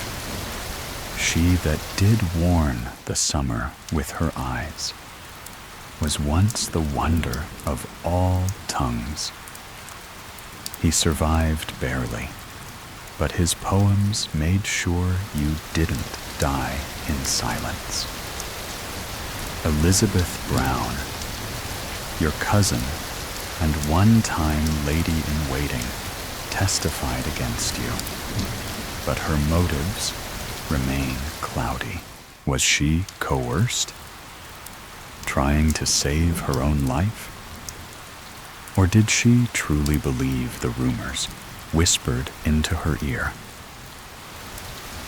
Scholars still argue whether she betrayed you or tried to warn you too late. Yet some defended you at their peril.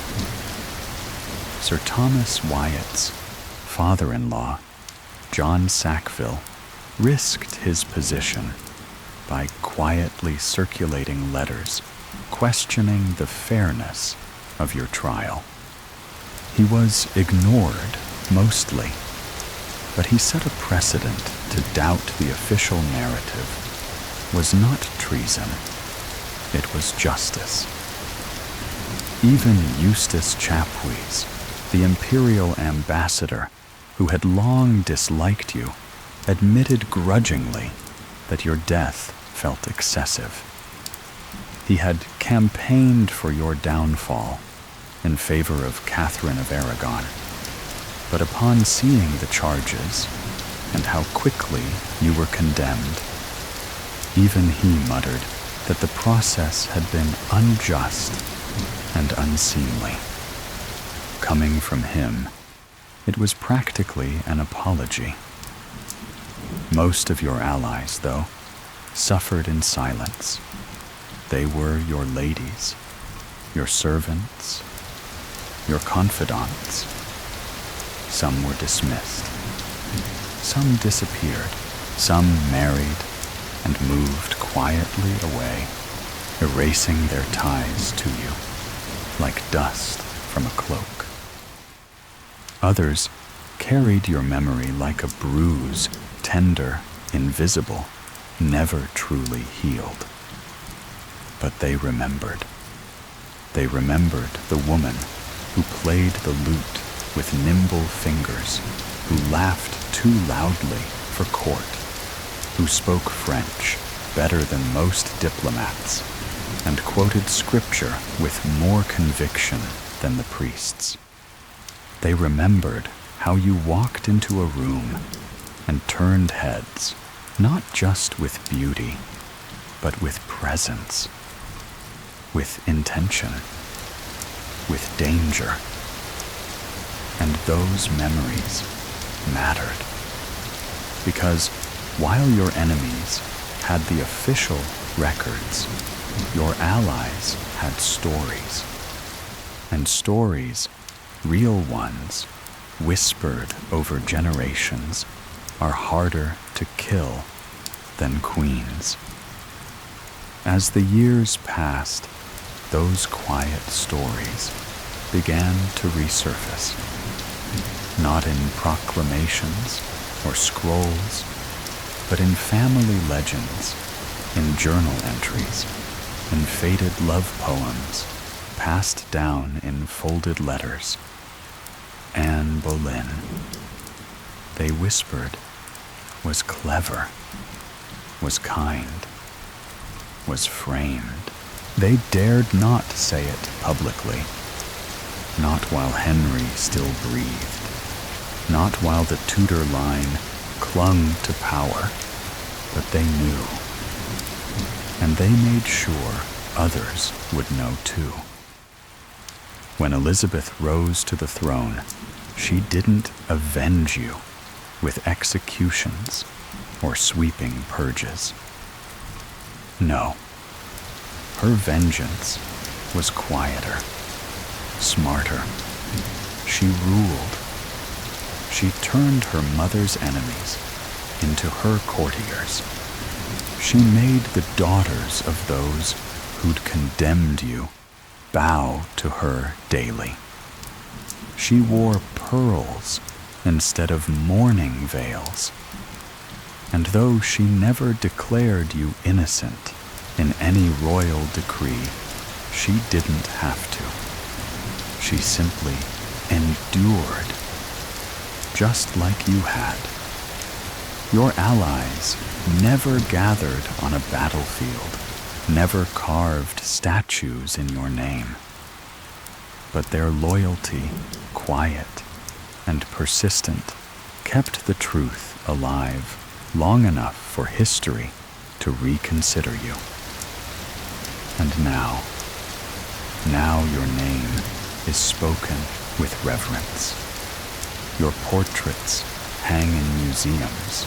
Your motto, "The most happy," is printed on mugs and t-shirts and stitched into pillows, as if the world is still trying to understand how a woman so vibrant, so ambitious, so tragically ended could still seem so powerful. But that's the thing, Anne. You were never just a queen. You were a question too dangerous to leave unanswered. So here we are, nearly 500 years later, and still the world can't stop talking about you. Your story continues to ripple outward, not as a historical footnote, but as a fire that keeps finding new kindling. In classrooms and on stages, in novels, podcasts, documentaries, and whispered museum tours, people still lean forward to hear the tale of Anne Boleyn. And each telling reshapes you just a little more. You've become a kind of mirror. To some, you're a martyr, wrongfully accused, executed for crimes no sane court could believe. To others, you're a power-hungry operator who played the game too well and lost it all in spectacular fashion. But to most, you are something in between human, complex, bold and flawed and unforgettable. And let's not forget your daughter, Elizabeth, was your answer to all of them, to the men who tried to erase you, to the women who feared to be seen, to the centuries that followed. Elizabeth ruled for 45 years, one of the most iconic and successful monarchs in English history. Every decision she made bore your shadow, your legacy braided into her crown. She was your second life. She never married, never gave over her authority. She wielded her power like a sword you never got to hold. And when she died, England wept. It's poetic, really. The woman they silenced gave birth to a woman they could never ignore. Even now, your story continues to inspire. Scholars pick apart your letters, analyzing every word. Feminists praise your resilience. Artists sketch your image over and over, sometimes regal, sometimes broken, sometimes standing defiantly, with the tower behind you, refusing to kneel. You've become a saint of strength for the misjudged, the misrepresented, the misremembered. Historians still debate the details of your downfall. Was your arrest orchestrated solely by Cromwell? Did Henry truly believe the accusations? Could you have survived if you'd simply played your role more quietly? But perhaps the real answer lies not in what was done to you, but in what came after. You became the fulcrum on which history turned. Your death led to a revolution in religion, a transformation of monarchy, and the rise of a queen who bore your spirit more than your name.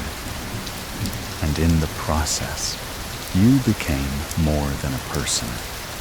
You became a symbol of how power resists being controlled, how truth refuses to stay buried. Your final words: "To Jesus Christ I commend my soul. Lord Jesus, receive my soul," were simple. But your true legacy was not. It was layered in the quiet resolve of a woman who walked to her own execution and still held her dignity like a scepter. Layered in every moment, Elizabeth ruled without apology. Layered in the fact that the world still speaks your name with fascination. And yes, layered in the tower, too, where sometimes, just sometimes, a woman in gray walks past a darkened window, her head held high. Word count 1060. Now, let the air settle. Let the images fade. The tower is quiet again. The crows long gone. The scaffold is dust. The arrow chest buried deep beneath the chapel floor. All that remains is stillness and memory. You can feel it, can't you? That gentle, cold breeze just beneath the surface of your skin. Not frightening, not cruel, just lingering, like something left unsaid. Because Anne Boleyn's story doesn't end with the fall of the sword. It echoes through history, through time, through the quiet breath of each person who dares to ask, what really happened? Her spirit rests, perhaps, or perhaps it walks softly, steadily, through the corridors of memory, never quite vanishing, never quite at peace, but always present. And maybe tonight, she's just stepped into your dreams.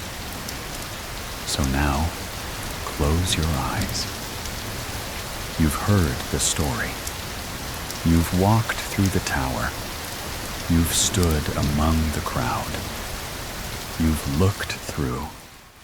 Anne's eyes felt the weight of the crown and the chill of the blade. But the story is done now. Let it rest. The ghosts are quiet. Sleep now in the hush that follows a storm. And if you wake with whispers in the dark, don't worry. It's just history passing through.